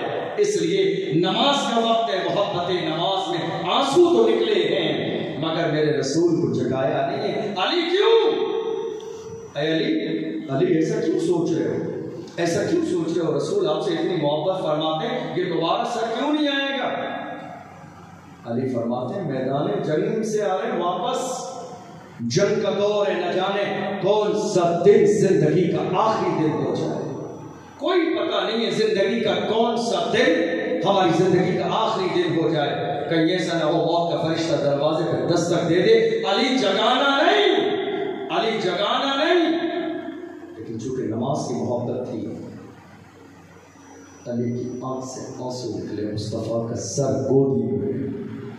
علی کے آنسو بھی کتنے خوش نصیب ہیں کہ ہمارے آنسو گرتے ہیں تو زمین پہ علی کے آنسو گر رہے ہیں مدینے والے مصطفیٰ کے رخسار. آنسو گرے، میرے نبی نے آنسو کی ٹھنڈک کو محسوس کی، آنکھیں کھول دی، اٹھ کے بیٹھ گئے.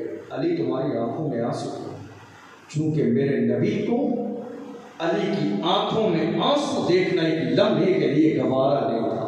جب نبی مدینے میں گئے تھے تو میرے نبی نے تمام انصار اور مہاجرین کو ایک جگہ جمع کیا، اور جمع کرنے کے بعد میرے نبی نے بھائی کا رشتہ جوڑا. ایک مکے والا ایک مدینے والا، نبی نے ہاتھ میں ہاتھ دیا، آج سے تم بھائی ہو. جتنے لوگ تھے میرے نبی نے سب کو بھائی بنا دیا. لیکن آخر میں بچا کون؟ علی. آخر میں علی بچ گئے. اب کوئی نہیں ہے جس کا علی کو بھائی بنائے. تھوڑی سی دل بیدار ہوا، چہرہ اداس ہوا. یا رسول اللہ، آپ نے ایک مکے والے ایک مدینے والے کو آپس میں بھائی بنا دیا. یا رسول اللہ، میں تنہا رہ گیا، میرا بھائی کسی کو نہیں بنایا. میرے نبی فرماتے علی انت اخی فی الدنیا والآخرہ. میرے نبی فرماتے اے علی، کیا تجھے اس بات پر خوشی نہیں ہے کہ میں تیرا دنیا میں بھی بھائی ہوں، میں تیرا آخرت میں بھی بھائی ہوں. میرے نبی جن کے بارے میں قرآن کہے ما کان محمد ابا احد من رجالکم ولکن رسول اللہ وخاتم النبیین. اے لوگوں، محمد تم میں سے کسی کے باپ نہیں ہے، یہ اللہ کے پیغمبر ہیں، وہ نبی جن کو بھائی کہنا جائز نہیں ہے. مگر میرے نبی کہے علی میں تیرا بھائی ہوں دنیا میں تیرا بھائی ہوں آخرت. نبی نے تو کہا، نبی نے سن لیجئے گا، نبی نے تو کہا علی میں بھائی ہوں، مگر علی نے کبھی نہیں کہا یا رسول اللہ آپ بھائی ہیں. کیوں؟ علی جانتے قیامت تک ایسا زمانہ آ جائے گا کہ کچھ لوگ ایسے بھی آئیں گے جو علی زندگی میں ایک بار نبی کو بھائی کہہ دیں گے تو وہ دلیل بنا لیں گے. صحابہ کا سنت ہے، صحابہ کا عمل ہے، صحابہ کا طریقہ ہے نبی کو بھائی کہنا، اس لیے ہم بھائی کہہ رہے ہیں. علی جانتے تھے قیامت تک بہت بے شمار قبیلے ہوں گے، فطرے ہوں گے جو نبی کو بھائی کہنے کی کوشش کریں گے. علی نے زندگی میں کبھی ایک بار بھی رسول اللہ کو بھائی نہیں کہا.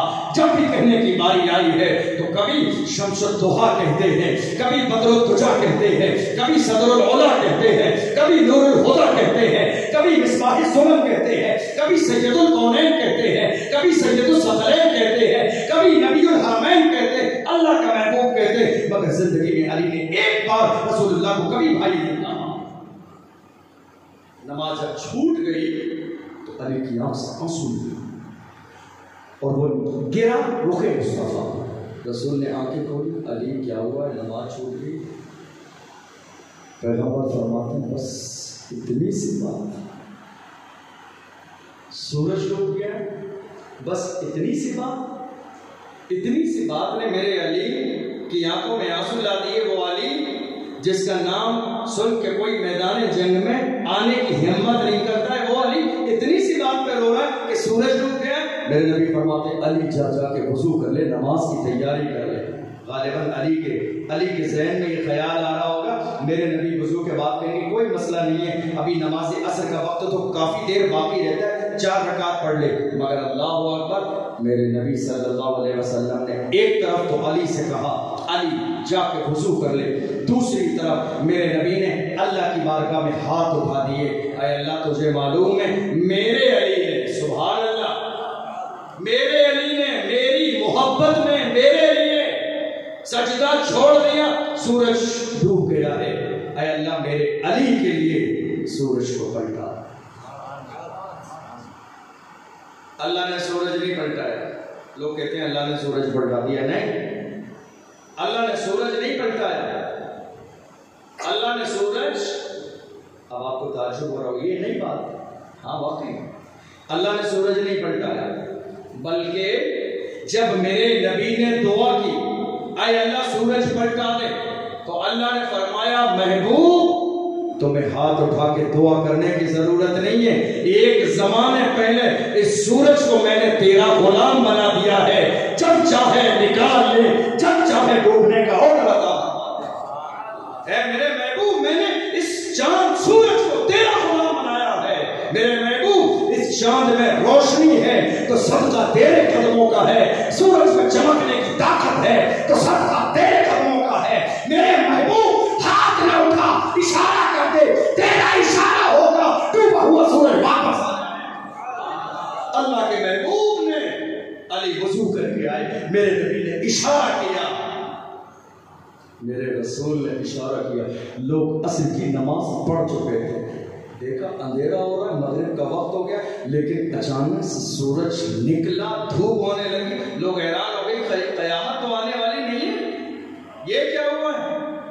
علی آئے نماز پڑھنے کے لیے، اب علی جب نماز پڑھنے کی کوشش کرنے لگے، رسول پاک نے ملاحظہ فرمایا علی جلدی میں ہے، کہ سورج ڈوب گیا تھا، نکلا ہے، بس جلدی سے نماز مکمل کرو۔ علی اب نماز جلدی نہیں پڑھنا، جو نکلنے کا ٹائم تھا وہ نکل بھی آیا تھا، ڈوبنے کا ٹائم تھا ڈوب گیا تھا، اب یہ تیرے لیے نکلا ہے، تو نے پوری زندگی نماز کے لیے اس سورج کا انتظار کیا ہے، مگر آج کی تاریخ قیامت تک یاد رکھی جائے گی، آج تو سورج کا انتظار مت کر بلکہ یہ سورج تیرا انتظار کرے گا کہ علی کی نماز مکمل ہو جائے، جب تک علی کی نماز مکمل نہیں ہوگی سورج ڈوبے گا نہیں۔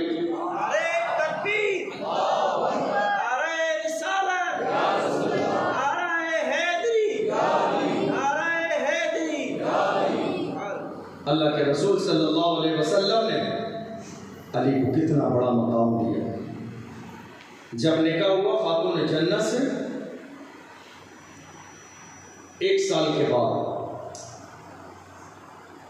سن 2 ہجری میں میرے نبی نے نکاح فرمایا خاتون جنت کا، اور 3 ہجری میں 15 رمضان کو حضرت امام حسن اس دنیا میں تشریف لائے۔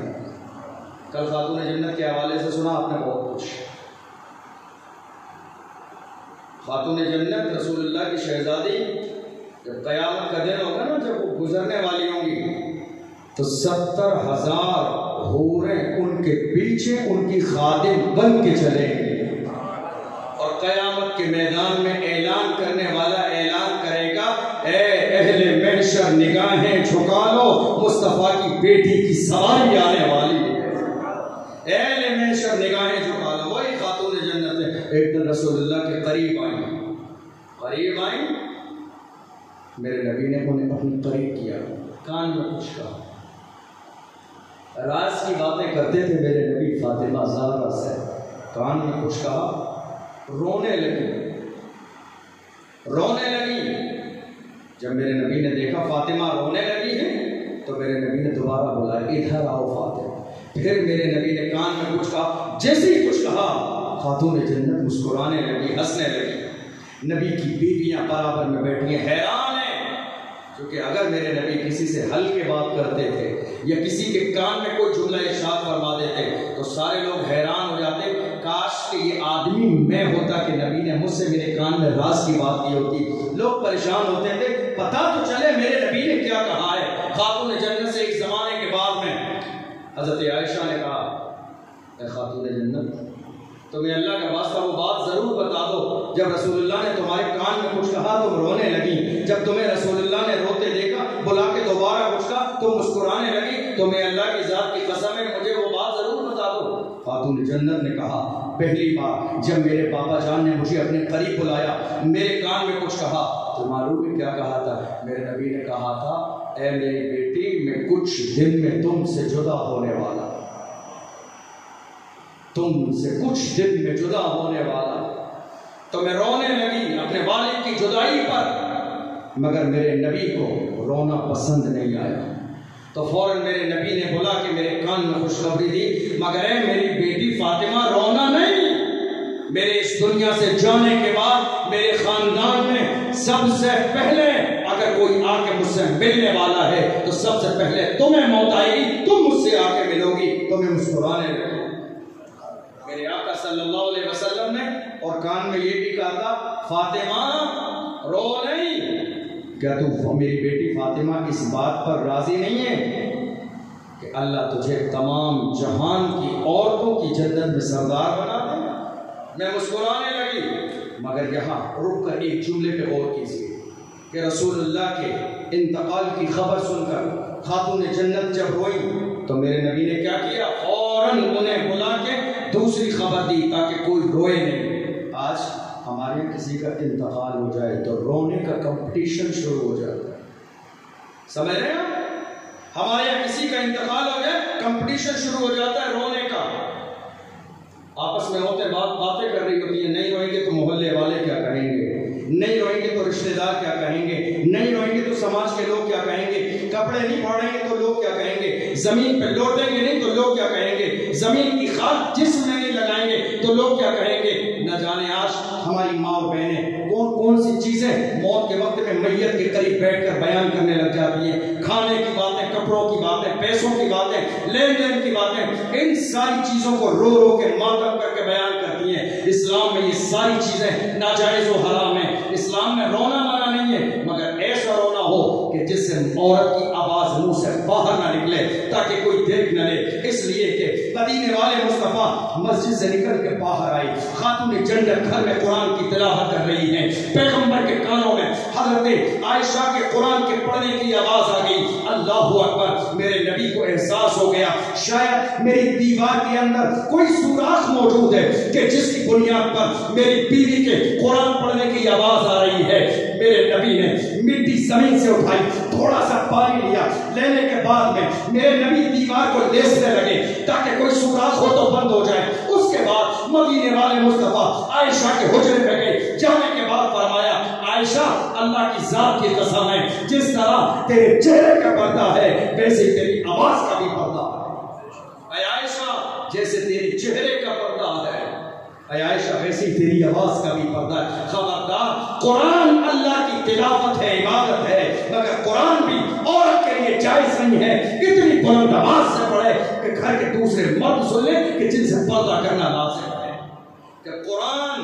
جب قرآن بلند آواز سے پڑھنا جائز ہے، جب عورت کے لیے نعت پڑھنا بلند آواز سے جائز نہیں، جب عورت کے لیے بیان کرنا بلند آواز سے جائز نہیں، تو مجھے بتاؤ جسم کے کپڑے پھاڑنا کہاں سے جائز ہوگا، زمین پر لوٹنا کہاں سے جائز ہوگا، بیان کرنا رونا کہاں سے جائز ہوگا؟ رونے کی اجازت ہے جب دل میں غم ہوتا ہے، تو دل کا تعلق ہماری آنکھوں سے ہے، ہمارا غم ہماری آنکھوں کے ذریعے چھلکتا ہے، ہمارا غم ہماری آنکھوں کے ذریعے باہر آتا ہے، ہمارا غم ہمارے آنسوؤں کے ذریعے ہمارے دل کو ہلکا کر دیتا ہے۔ ہم رو سکتے ہیں، اسلام میں رونا منع نہیں ہے، اسلام میں سسکنا بھڑکنا منع نہیں ہے، مگر اس رونے میں آواز نہ ہو، اس رونے میں بیان نہ ہو، اس رونے میں کپڑے پھاڑنا نہ ہو، اس رونے میں زمین پہ گرنا نہ ہو۔ آج آپ دیکھ لیجیے کتنے لوگ ایسے بھی ہیں ہمارے اور آپ کے سب کے سماج میں، انتقال سے واپس آنے کے بعد باضابطہ ہمارے گھروں میں یہ باتیں کی جاتی ہیں کہ فلاں کی بیٹی تو بالکل بھی نہیں رو رہی تھی، بیٹا تو بالکل بھی نہیں رو رہا تھا، بیٹی تو قریب آ کے بیٹی ایک آنسو بھی اس کی آنکھ سے نہیں نکلا۔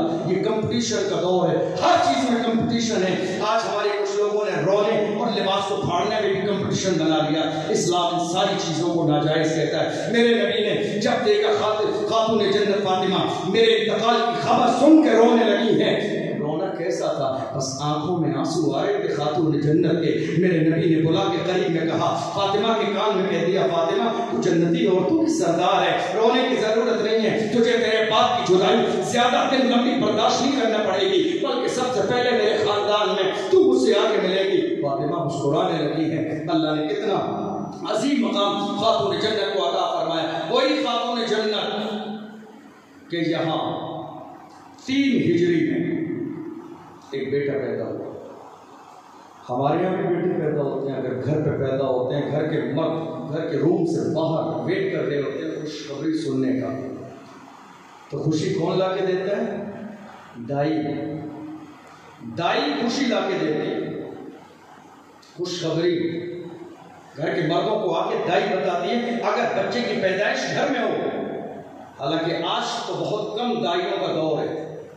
دائی آ کے خبر دیتی گھر کے مردوں کو, گھر والے خوش ہو جاتے. ہاسپٹل کا دور ہے, ہاسپٹل کے روم میں اگر بچے کی پیدائش ہو تو ڈاکٹر یا نرس آ کے خبر دیتی ہے کہ بیٹا ہوا یا بیٹی ہوئی ہے. مگر آپ اندازہ تو لگائیے خاتون جنت کے گھر کا عالم یہ ہے, مدینے والے مصطفیٰ مسجد نبوی میں ہیں, خاتون جنت کا حجرہ اور ہے. مگر جب امام حسین پیدا ہوئے تو کوئی ڈاکٹر یا دائی نہیں آئی, بلکہ اللہ نے جنت سے جبریل امین کو بھیجا, میرے محبوب کو جا کے خوشخبری دے دو یا رسول اللہ آپ نانا بن گئے. کون آیا خوشخبری دینے؟ دائی نہیں آئی, کوئی ڈاکٹر کوئی نرس نہیں آیا. رسول کے پاس سدرۃ المنتہا کے مکین آ رہے, فرشتوں کے سردار آ رہے, یا رسول اللہ مبارک ہو, نانا بن گئے. میرے نبی نے خبر سنی, میرے نبی دوڑے گئے فاطمہ کے گھر. اچھا ایک خاص بات یاد رکھیے گا, کسی کے ذہن میں اگر یہ بات آ جائے کہ جہاں بچوں کی پیدائش ہوتی ہے وہاں ناپاکی ہوتی ہے تو کوئی بھی نماز پڑھنے والا انسان وہاں جانا پسند نہیں کرتا ہے.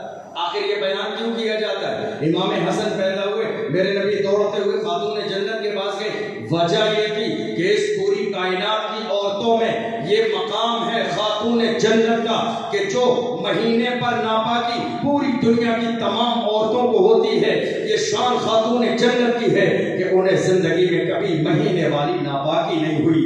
اور جو ناپاکی ایک عورت کو بچے کی پیدائش کے بعد نفاس کے نام پر کئی زمانے تک ہوتی رہتی ہے, اللہ کا احسان ہے. خاتون جنت کے یہاں امام حسین پیدا ہوئے, ایک لمحے کے بعد خاتون جنت پاک ہو گئی اور تھوڑی دیر بعد نماز کے بعد اذان کے بعد آپ نے نماز ادا فرمائی. یہ مقام ہے خاتون جنت کا. نہ کبھی مہینے پہ ناپاکی ہوئی آپ کو. کیوں؟ یہ ناپاکی ہوئی کیوں نہیں؟ آپ عورت ہیں, ناپاکی ہوئی کیوں نہیں؟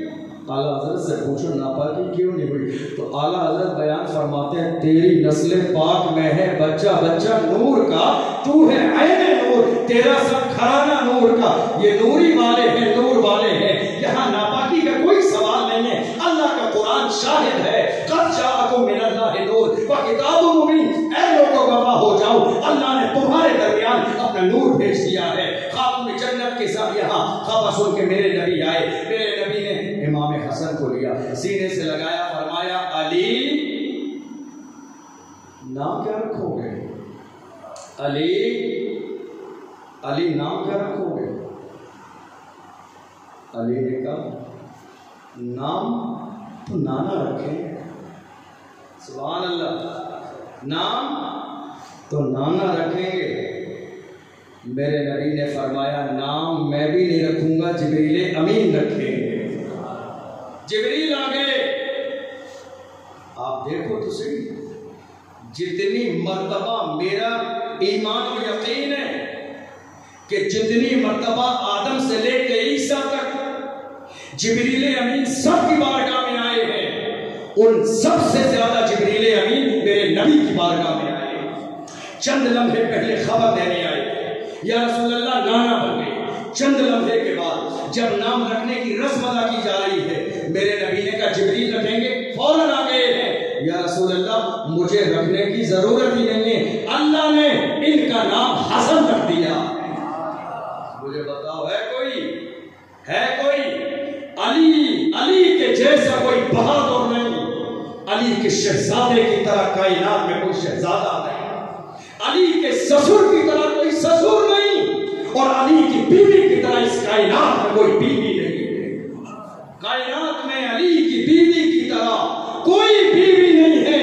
وہ عورت جسے زندگی میں کبھی حیض نہ آئے، وہ عورت جسے زندگی میں کبھی ناپاکی نہ ہو، وہ عورت کہ جس کے دروازے پر جنت کی کڑی سے خاتمہ بن جائیں، وہ عورت کہ جس کے دروازے پر جبریل امین آئے تو منتظر رہے خادم بن کر، وہ کوئی اور نہیں ہے، وہ علی کی بیوی اور میرے مصطفیٰ کی شہزادی خاتون جنت ہے. آئے جبریل امین، یا رسول اللہ میں بھی نام نہیں رکھوں گا، ان کا نام اللہ نے حسن رکھ دیا ہے. ہے کوئی کائنات میں ایسا جس کے بیٹے کا نام جبریل امین جنت سے لے کر آئے؟ ہے کوئی؟ کائنات میں کوئی ایسی پرسنالٹی موجود نہیں ہے، کوئی ایسا پرسن موجود نہیں ہے کہ جس کا نام اللہ نے جبریل امین کے ذریعے جنت سے بھیجا ہو. میرے رسول نے سینے سے لگایا اور 7ویں دن میرے نبی نے عقیقہ کیا، سر کے بال بنائے، سر کے بالوں کو چاندی کے برابر وزن کر کے صدقہ کیا اور اس کے بعد پرورش ہونے لگی. حضرت امام حسن 3 ہجری میں پیدا ہوئے اور 4 ہجری میں امام حسن پیدا ہوئے 15 رمضان کو، اور امام حسین شعبان کے مہینے میں 4 ہجری میں پیدا ہوئے. جب امام حسین پیدا ہوئے فجر کی نماز کا وقت رسول اللہ مسجد نبوی میں تھے، سیم سچویشن ہوئی. جبریل امین آئے، یا رسول اللہ آپ یہاں کیا کر رہے ہیں؟ کیا کر رہا ہوں؟ اللہ کے گھر میں ہوں، اللہ کی عبادت کر رہا ہوں. یا رسول اللہ مبارک ہو. جبریل کی مبارکباد کس بات کی ہے؟ کہا یا رسول اللہ مبارکباد اس بات کی ہے کہ آپ کے گھر میں وہ شہزادہ تشریف لا چکا ہے کہ کل جب آپ کے دین کو مٹانے کی کوشش کی جائے گی تو وہ سر دے دے گا مگر اسلامی جھنڈے کو گرنے نہیں دے گا. وہ شہزادہ پیدا ہو چکا ہے فاطمہ کے گھر. میرے نبی آئے پیغمبر اعظم صلی اللہ علیہ وسلم تشریف لائے. میرے نبی نے حسین کو اٹھایا. روایتوں میں یہاں تک آتا ہے کہ میرے نبی نے حسن پیدا ہوئے تو ان کے لبوں کو چوما اور حسین پیدا ہوئے تو گلے کو چوما. یا رسول اللہ فرق کیوں ہے ایک کے لب چومے ایک کا گلا؟ فرمایا فرق اس لیے ہے کہ حسن کو زہر پلا کے شہید کیا جائے گا، حسین کی گردن پہ خنجر چلایا جائے گا. میں اس لیے ان دونوں کی الگ الگ جگہوں کو چوم رہا ہوں کیونکہ یہ دونوں عظیم قربانیاں ہیں، ضائع نہیں ہوں گی. ان کی قربانیوں کا صدقہ ہوگا کہ اسلام قیامت تک زندہ رہے. اللہ کے رسول آئے، حسین کو سینے سے لگانے کے بعد میرے نبی نے علی نام، اے رسول اللہ آپ کو پتا ہے میں تو نہیں رکھوں گا، آپ نام ہے، آپ سے بہتر نام کون جانتا ہے؟ میرے نبی نے پھر کہا جبریل. میرے نبی نے جبریل کیوں کہا؟ چونکہ نبی جانتے تھے کہ اللہ کی طرف سے جبریل نام لے کے آنے والے ہیں. اللہ نے بھیجا نام حسین. لیکن کمال یہ ہے کہ حسین سے پہلے اس پوری کائنات میں نہ کسی کا نام حسن ملے گا نہ کسی کا نام حسین ملے گا. حسین سے پہلے کوئی حسین نہیں اور حسن سے پہلے کوئی حسن نہیں. اللہ نے ان دونوں ناموں کو آج تک چھپا کے رکھا تھا کہ میرے رسول کے نواسوں کا نام ایسا ہو کہ قیامت تک ویسا نام کسی کا نہ ہو. اور کمال یہ ہے دنیا میں بے شمار نام، ہر نام کو بگاڑا جا سکتا ہے سوائے حسن و حسین. ہر نام کو بگاڑا جا سکتا ہے، کوئی بھی نام لے لو اس کو ٹیڑھا ادھر سے ادھر کیا جا سکتا ہے، شارٹ فارم بنائی جا سکتی ہے، چھوٹا کیا جا سکتا ہے، الٹا پلٹا بولا جا سکتا ہے. ہزاروں نام ہم الٹے پلٹے دل پر بولتے ہیں مگر ایک نام نام حسین ہے. ایک نام نام حسین ہے جسے بگاڑا نہیں جا سکتا. حسین کو بگاڑو گے تو حسین ہو جائے گا، حسین کو بگاڑو گے تو حسن ہو جائے گا مگر نام بگڑے گا نہیں. ارے جس کا نام نہ بگڑ سکے اس کی ذات کیسے بگڑ سکتی؟ جس کا نام نہ بگڑ سکے اس کی شخصیت کو کیسے بگاڑا جا سکتا ہے؟ اللہ نے نام ایسا رکھا ہے بگاڑ نہیں سکتے. چاہے زبر لگا دو کہ زیر لگا دو کہ پیش لگا دو، حسن کو حسین کہو، حسن کہو حسین کہو، کچھ بھی کہہ دو، سب کے معنی عمدہ ہیں. یہ نام ایسے بگاڑے نہیں جا سکتے. میرے نبی نے امام حسین کے منہ کو کھولا، اپنے منہ کو کھولا، تھوک شریف نکالا، حسین کے منہ میں ڈال دیا. تھوک، یا رسول اللہ تھوک کھلا رہے ہیں اسے. دنیا میں جتنا عظیم بچہ ہوتا ہے اس کے پیدا ہونے کے بعد اتنی عالیشان گھٹی پلائی جاتی ہے. یا رسول اللہ اس کائنات میں اس سے زیادہ اچھا بچہ کون پیدا ہوگا؟ یا رسول اللہ کوئی گھٹی پلانا چاہیے. آپ اپنے منہ سے نکال کر لعاب دہن تھوک شریف، ہاں میں اپنے منہ کا لعاب دہن اس لیے پلا رہا ہوں آج کہ میرا شہزادہ حسین جہاں رہے وہی بولی بولے جو میں نے آج تک بولی ہے. قیامت تک میرا نواسا وہی بولی بولے جو بولی میں نے بدر میں بولی، جو بولی میں نے حنین میں بولی، جو بولی میں نے خندق میں بولی، جو بولی میں نے خیبر میں بولی. میں اس لیے لعاب دہن کھلا رہا ہوں کہ اس منہ سے وہی جملے نکلیں جو آج تک میری زبان سے نکلے. اللہ کے رسول صلی اللہ علیہ وسلم تربیت فرمائیں. محبت حسین کا مزاج دیکھیے، حسین کی محبت کا عالم دیکھیے. حسین کے رونے کی آواز آ گئی، حسین کے رونے کی آواز آئی حجرے سے. رسول اللہ نے نکلتے ہوئے حسین کے رونے کی آواز سن لی، اور جب حسین کے رونے کی آواز میرے نبی کے کانوں میں آئی تو میرے نبی نے فرمایا فاطمہ حسین کو رلایا مت کرو، حسین روتے ہیں تو میرے دل کو تکلیف ہوتی ہے. فاطمہ حسین کو رلایا مت کرو، فاطمہ حسین کو رلایا مت کرو. فاطمہ نے کہا یا رسول اللہ کیا کروں، پانی نہیں ہے گھر میں، پانی نہیں ہے، پانی کی کمی ہے یا رسول اللہ. حسین پانی کی وجہ سے رو رہے ہیں. مدینے میں پانی کی کمی نہیں ہے. عثمان غنی نے اپنے دور میں بیر روما 20,000 درہم میں خرید کر مسلمانوں کو وقف کر دیا تھا. پانی کی کمی نہیں ہے مدینے میں. پورا بیر روما عثمان نے خرید کر دیا مسلمانوں کو. پانی کی کمی نہیں ہے. اے خاتون جنت تمہارے گھر میں پانی کی کمی کیوں ہے؟ پانی کی کمی نہیں ہے مدینے میں. اور حسین کو پانی 1-2 گلاس 1-2 کوزے نہیں، ایک چھوٹے سے گودی میں رہنے والے بچے کو 1-2 قطرے پانی کی ضرورت ہے. پورا بیر روما خرید کر عثمان غنی نے دیا ہے. آخر وجہ کیا ہے کہ تمہارے گھر میں پانی نہیں ہے؟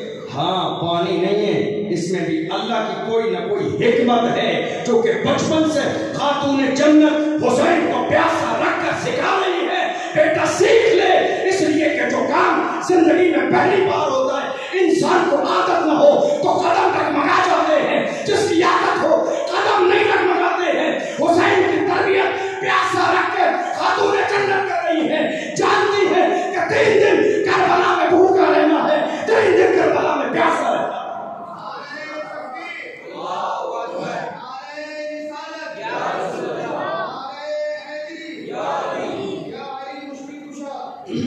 حسین کو بچپن سے حسین کی تربیت کی جا رہی ہے، اس لیے کہ دنیا میں کوئی کام ایسا نہیں ہے کہ جس کی ہمیں عادت نہ ہو، اور جو کام ہماری نگاہوں کے سامنے پہلی بار آ جائے ہم فوراً اسے کر لیں. ہر کام پہلی بار میں مشکل ہوتا ہے، ہر کام پہلی بار میں اتنا آسان نہیں ہوتا ہے، اور جب وہ کام کرنے کی عادت ہو جاتی ہے تو وہ ہمارے لیے آسان ہوتا ہے. اے فاطمہ بچپن سے گودی میں حسین، گودی میں ہے حسین، گودی میں حسین ہے. تربیت ابھی سے شروع ہے، گودی میں ہے حسین، تربیت ابھی سے شروع. ہاں اس لیے کہ بچے کے لیے سب سے پہلی یونیورسٹی ماں کی گود ہوتی ہے، سب سے پہلا مدرسہ ماں کی گود ہے، سب سے پہلا ایجوکیشن ادارہ ماں کی گود ہے. جب بچہ ماں کی گود سے تعلیم حاصل کر کے نکلتا ہے دنیا کے کسی فیلڈ میں ناکام نہیں ہوتا ہے. لیکن جو بچہ ماں کی گود سے ایسے ہی نکل جائے پوری زندگی ادھر سے ادھر بھٹکتا ہے، کامیابی نہیں ملتی ہے. اے اے فاطمہ ابھی سے صبر کیوں سکھا رہی ہو؟ حسین کو کھانا تو دیا، پانی نہیں، کیوں؟ گودی میں حسین کا اس لیے کہ میرے نبی نے اپنے دور میں حضرت ام سلمہ کے گھر پہ آ کے رسول اللہ کے چہرے پہ گرد و غبار لگی تھی، میرے نبی کے بال بکھرے تھے۔ ام سلمہ نے کہا یا رسول اللہ آپ پریشان ہیں؟ میرے نبی نے فرمایا ہاں میں کربلا کی سرزمین کو دیکھ کر آ رہا ہوں۔ یا رسول اللہ کربلا کی سرزمین کیوں؟ فرمایا یہی وہ سرزمین ہے کہ جہاں ظالم میرے نواسے حسین کو شہید کر گئے۔ بچپن میں حسین پیدا ہوئے شہادت کی خبر مل گئی، حسین پیدا ہوئے شہادت کی بشارت مل گئی حسین کو، اور میرے نبی نے لا کے ام سلمہ کو کربلا کی تھوڑی سی مٹی بھی دی۔ ام سلمہ سنبھال کر شیشی میں رکھ دو، جس دن یہ مٹی خون بن جائے سمجھ لینا میرا حسین شہید ہو گیا۔ جس دن یہ مٹی خون بن جائے سمجھ لینا ظالموں نے میرے نواسے کو شہید کر دیا ہے۔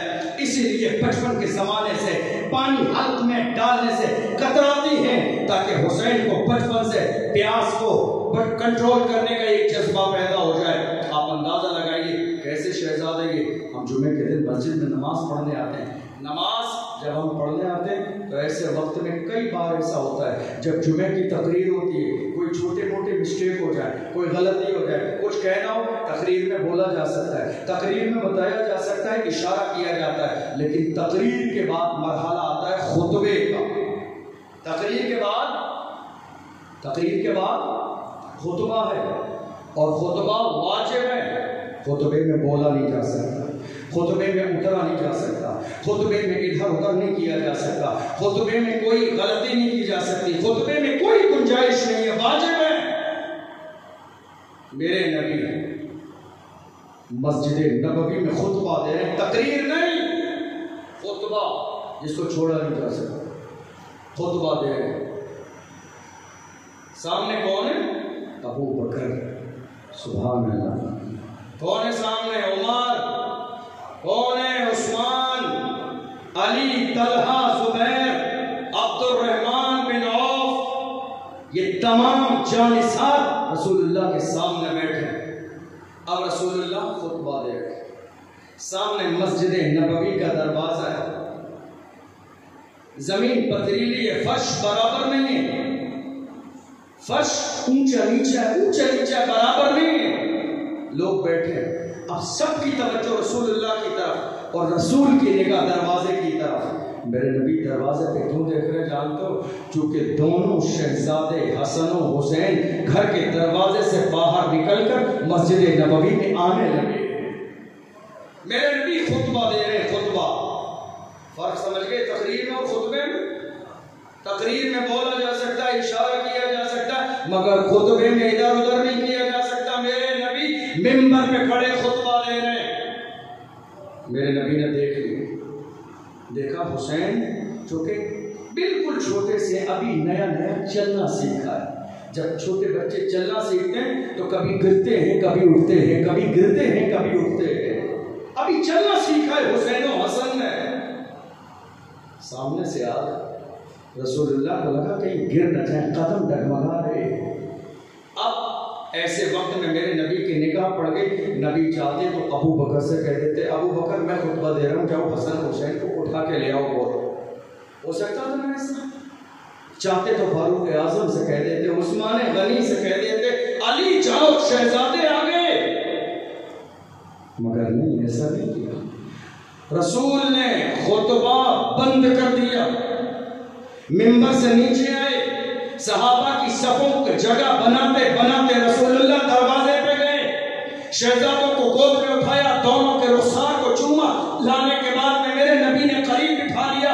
اے لوگوں دیکھ لو، میں چاہتا تو کسی اور سے بھی بلوا لیتا، مگر بلوا اس لیے نہیں رہا ہوں چونکہ حسین کا جو مقام ہے میں جانتا ہوں، وہ کوئی نہیں جانتا۔ یا رسول اللہ یہ بچے ہیں، یا رسول اللہ یہ بچے، اور بچے جب چلنا سیکھتے ہیں تو کبھی گرتے بھی ہیں، کبھی اٹھتے بھی ہیں، یا رسول اللہ یہ چلنا سیکھنے کا انداز ہے، کبھی گرتے ہیں کبھی اٹھتے ہیں۔ یا رسول اللہ اگر حسین ایک بار زمین پہ گر بھی جاتے تو کیا ہو جاتا؟ ایک بار حسن گر بھی جاتے کیا ہو جاتا؟ ہلکے ہلکے چلتے آ جاتے۔ پھر نبی فرمائیں گے نہیں، مجھے گوارا نہیں ہے حسین کا گرنا۔ اے لوگوں، اگر آج حسین زمین پہ گر جائیں گے تو کل کربلا میں اسلام کا جھنڈا کون بلند کرے؟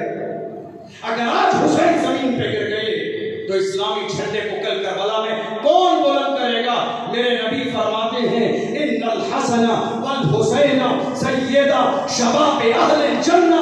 میرے نبی فرماتے ہیں حسن اور حسین یہ دونوں جنتی جوانوں کے سردار ہیں۔ کب کہا میرے نبی نے؟ جبکہ یہ دونوں کی عمر 4 اور 5 سال کی ہے، 5 سال کے ہیں شہزادے، مگر نبی فرمانے یہ دونوں جنتی جوانوں کے سردار ہیں، یہ دونوں میرے دنیا کے دو پھول ہیں۔ اللہ کے رسول صلی اللہ علیہ وسلم جب نماز میں جاتے تو آ کے پیٹھ پہ بیٹھ جاتے، پیٹھ پر بیٹھ جاتے حسین۔ اور کتابوں میں لکھا ہے میرے نبی نے آج تک پوری زندگی کبھی جب حسین پیٹھ پر رہے اٹھے نہیں، میرے نبی سجدے کو لمبا کرا۔ یا رسول اللہ وہی نازل ہونے لگی تھی، اچانک سجدہ لمبا کر دیا؟ کہ نہیں، میری پیٹھ پر حسین آ گئے تھے، میں نے سجدہ اس لیے لمبا کیا، میں اٹھتا تو حسین گر جاتے، میری محبت کو گوارا نہیں ہے کہ حسین زمین پر گر جائے۔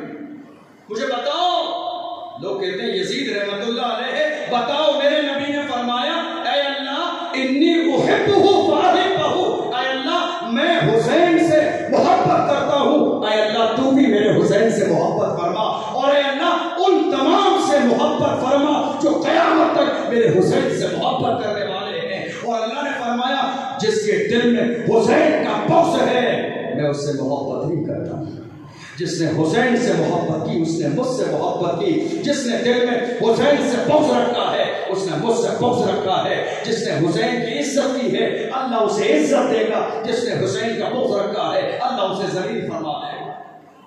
بچپن کے زمانے میں امام حسن اور امام حسین رضی اللہ عنہ دونوں شہزادے، اللہ کے رسول صلی اللہ علیہ وسلم کے پاس خبر بھیجی خاتون جنت نے، یا رسول اللہ گھر تشریف لائے۔ میرے نبی گئے خاتون جنت کے پاس، دیکھا آپ کی شہزادی رو رہی ہیں، کیا ہوا فاطمہ؟ کہ نہ جانے علی تو گھر سے باہر ہیں اور میرے دونوں شہزادے حسن و حسین نہ جانے کہاں نکل گئے، صبح سے ابھی تک واپس نہیں آئے، میں بڑا پریشان ہوں۔ میرے نبی نے وہی ہاتھ اٹھائے اللہ کی بارگاہ میں اور کہا اے نوح کی کشتی کو کنارہ دینے والے، اے یوسف کو کنویں میں ڈوبنے سے بچانے والے، اے ادریس کو مچھلی کے پیٹ میں سلامت رکھنے والے، اے آدم کو شیطان کے فریب سے بچانے والے، پروردگار تجھے تیری ذات کی قسم ہے حسین و حسن کی حفاظت فرما۔ میرے نبی گھر سے نکلے باہر، جبریل امین آ گئے، یا رسول اللہ کیوں پریشان ہے؟ کہا حسین و حسن نہیں مل رہے۔ فرمایا پریشان ہونے کی بات نہیں ہے، بنی نجار کا ایک باغ ہے اس میں دونوں بچے آرام فرما رہے۔ میرے نبی گئے، دیکھ لو بچپن کا عالم دیکھ لو حسین کا۔ حسین ان گھروں کے شہزادے ہیں جن کی جوانی بھی بے مثال ہے، جن کا بچپن بھی بے مثال ہے، جن کا کھانا بھی بے مثال ہے، جن کا پینا بھی بے مثال ہے، جن کا لباس بھی بے مثال ہے، جن کا سونا بھی بے مثال ہے۔ دیکھ لو میرے نبی جبریل کے ساتھ گئے ہیں بنی نجار کے باغ میں، مگر عالم یہ ہے امام حسن اور حسین دونوں شہزادے آرام فرما رہے ہیں، مگر میرے نبی کی حیرت کی انتہا نہ رہی کہ اللہ نے حسین و حسن کے ارد گرد فرشتوں کی جماعت کو مقرر کر دیا ہے حفاظت کے لیے۔ فرشتوں کی جماعت، فرشتوں کی جماعت بچپن کے زمانے میں فرشتوں کی جماعت مقرر ہے حفاظت کے لیے۔ حسین کی حفاظت کی جا رہی ہے، حسن کی حفاظت کی جا رہی ہے۔ اندازہ لگائیے مقام کیا۔ حضرت خاتون جنت سے ایک دن بچوں نے کہا تھا 29 رمضان خاتون جنت مصلی پہ نماز کے لیے جا رہی، مصلی بچھا لیا، شہزادے دونوں آنکھیں مصلے کے اوپر لیٹ گئے۔ آج 29 تاریخ ہے، کل عید ہے۔ ہم آپ کے شہزادے سید الکونین کے شہزادے، کل عید کے دن اگر ہم پرانا لباس پہنیں گے تو لوگ ہمیں تانے دیں گے، جو کائنات کے امام مالک جنت ہیں ان کے گھر کے شہزادوں کے جسم پر لباس تک موجود نہیں ہے۔ خاتون جنت نے فرمایا بیٹا مجھے نماز پڑھنے دو، پھر وقت نہیں اماں بتاؤ تو صحیح، کل عید کا دن ہے، چاند ہو گئی تو ہمارے کپڑے؟ فرمایا بیٹا جاؤ تمہارے کپڑے آ جائیں گے، انتظام ہو جائے گا۔ کون لائے گا کپڑے؟ لائے گا کون؟ فرمایا درزی لائے گا تمہارا۔ شہزادوں نے سنا، مطمئن ہو گئے، ماں کا جواب ہے۔ ضد کیوں نہیں کی؟ دیکھ رہے ہیں ماں بازار نہیں جا رہی ہیں، وہ دیکھ رہے ہیں علی بابا بازار نہیں جا رہے ہیں، کوئی بازار کپڑے لینے نہیں جا رہا ہے، لیکن دونوں شہزادے ایک بار کہنے پہ مطمئن ہو گئے کہ کپڑے آ جائیں گے، درزی لائے گا، مطمئن ہو گئے۔ درزی کو سلنے کے لیے دیے نہیں، ناپ دیا نہیں، کپڑے خریدے نہیں، مگر سل کر لائے گا کیسے درزی؟ مطمئن کیسے ہو گئے؟ مگر وہ جانتے تھے زبان خاتون جنت کی ہے، پیغام خاتون جنت کا ہے، یہ زبان علی کی بیوی کی ہے، یہ زبان مصطفیٰ کی بیٹی کی ہے، جس کا عالم میں ہے بارگاہ الہی میں اگر ہاتھ اٹھاتے دعا کر دیتی ہے، اللہ اس کی دعا کے صدقے میں میرے نبی کے ایک ایک قدم کے بدلے میں ایک ایک ہزار جہنمیوں کو جنتی بنا دیتا۔ وہ جانتی ہیں اللہ میری بات کو رد نہیں فرماتا ہے۔ اب بیٹو جاؤ آرام کرو، لباس آ جائے گا، تمہارا درزی لائے گا۔ چلے گئے۔ شام کو 29واں چاند ہو گیا، شہزادے خوش ہیں، چاروں طرف عید کی خوشی ہے۔ خاتون جنت نے رات کو مصلی بچھایا بارگاہ الہی میں اور دعا کی، پروردگار تو جانتا ہے میں نے جو بھی کہا ہے تیری رحمت کے بھروسے پہ کہا ہے، اے اللہ میں نے زبان دی ہے، لاج رکھنا تیری ذمہ داری ہے۔ ہماری بیٹی آج بھی بنے گی، ہماری دعائیں آج بھی سنی جائیں گی، اللہ ہماری باتوں کو آپ بھی سنے گا، مگر شرط یہ ہے کہ ہمیں اس لیول کا یقین ہو اللہ کی ذات۔ کہہ دیا آ جائے گا لباس، کوئی یہ پرواہ نہیں ہے کہاں سے آئے گا، وہ جانتی ہے اللہ کی رحمت پہ اس لیول کا یقین ہوگا تو اللہ بھیجے گا، چونکہ اللہ فرماتا ہے میں اپنے بندے کو کبھی رسوا نہیں کرتا ہوں، میں اپنے بندے کو کبھی ذلیل نہیں کرتا ہوں، میرا بندہ جب مجھ سے توجہ لگا لیتا ہے تو میں اس کی ہر بات کو پورا فرما دیتا ہوں۔ شام ہو گئی، پوری رات خاتون جنت بارگاہ الہی میں ہاتھ اٹھا کے دعا کرتی رہی۔ فجر کا وقت آیا، دروازے کسی نے نوک کیا۔ کون؟ حسین کا درزی ہوں۔ کون ہے؟ حسین کا درزی ہوں۔ پردے کو ہٹایا، پردے کے اندر تھیلا بڑھا دیا کپڑوں کا، دونوں شہزادوں کا لباس آ گیا اندر۔ تھوڑی دیر کے بعد فجر کی نماز ہو گئی۔ عید کا جانے سے پہلے دونوں عالم کے مالک و مختار نے کہا ذرا بیٹی کے گھر جا کے حال تو دیکھ لو۔ میرے نبی عید کا جانے سے پہلے فاطمہ کے گھر آئے۔ فاطمہ کے گھر آنے کے بعد میرے نبی نے اس لباس کو رکھا، دیکھا فاطمہ یہ کیا ہے؟ لباس ہے۔ کہاں سے آئے ہیں؟ نہ جانے ابا کہاں سے آئے، آنے والے نے بس یہ کہا تھا حسین کا درزی۔ میرے نبی مسکرائے، فرمایا بیٹی یہ آنے والا جبریل امین ہے، اللہ کے حکم سے جنت سے لباس لے کے آیا ہے، جبریل امین ہے۔ اور سنو بیٹی، حسین کا مقام یہ ہے، تم نے کہا تھا کل حسن و حسین سے کہ حسین جاؤ آرام کرو، تمہارا درزی لائے گا کپڑے سی کر۔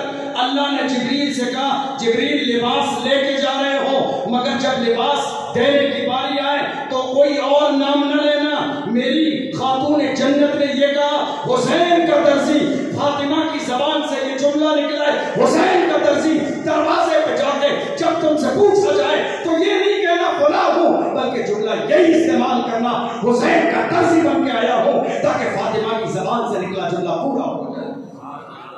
دیا حضرت امام حسن اور حضرت امام حسین رضی اللہ تعالی عنہ نے اس کو پہنا ہے اور عید کی نماز ادا کی ہے۔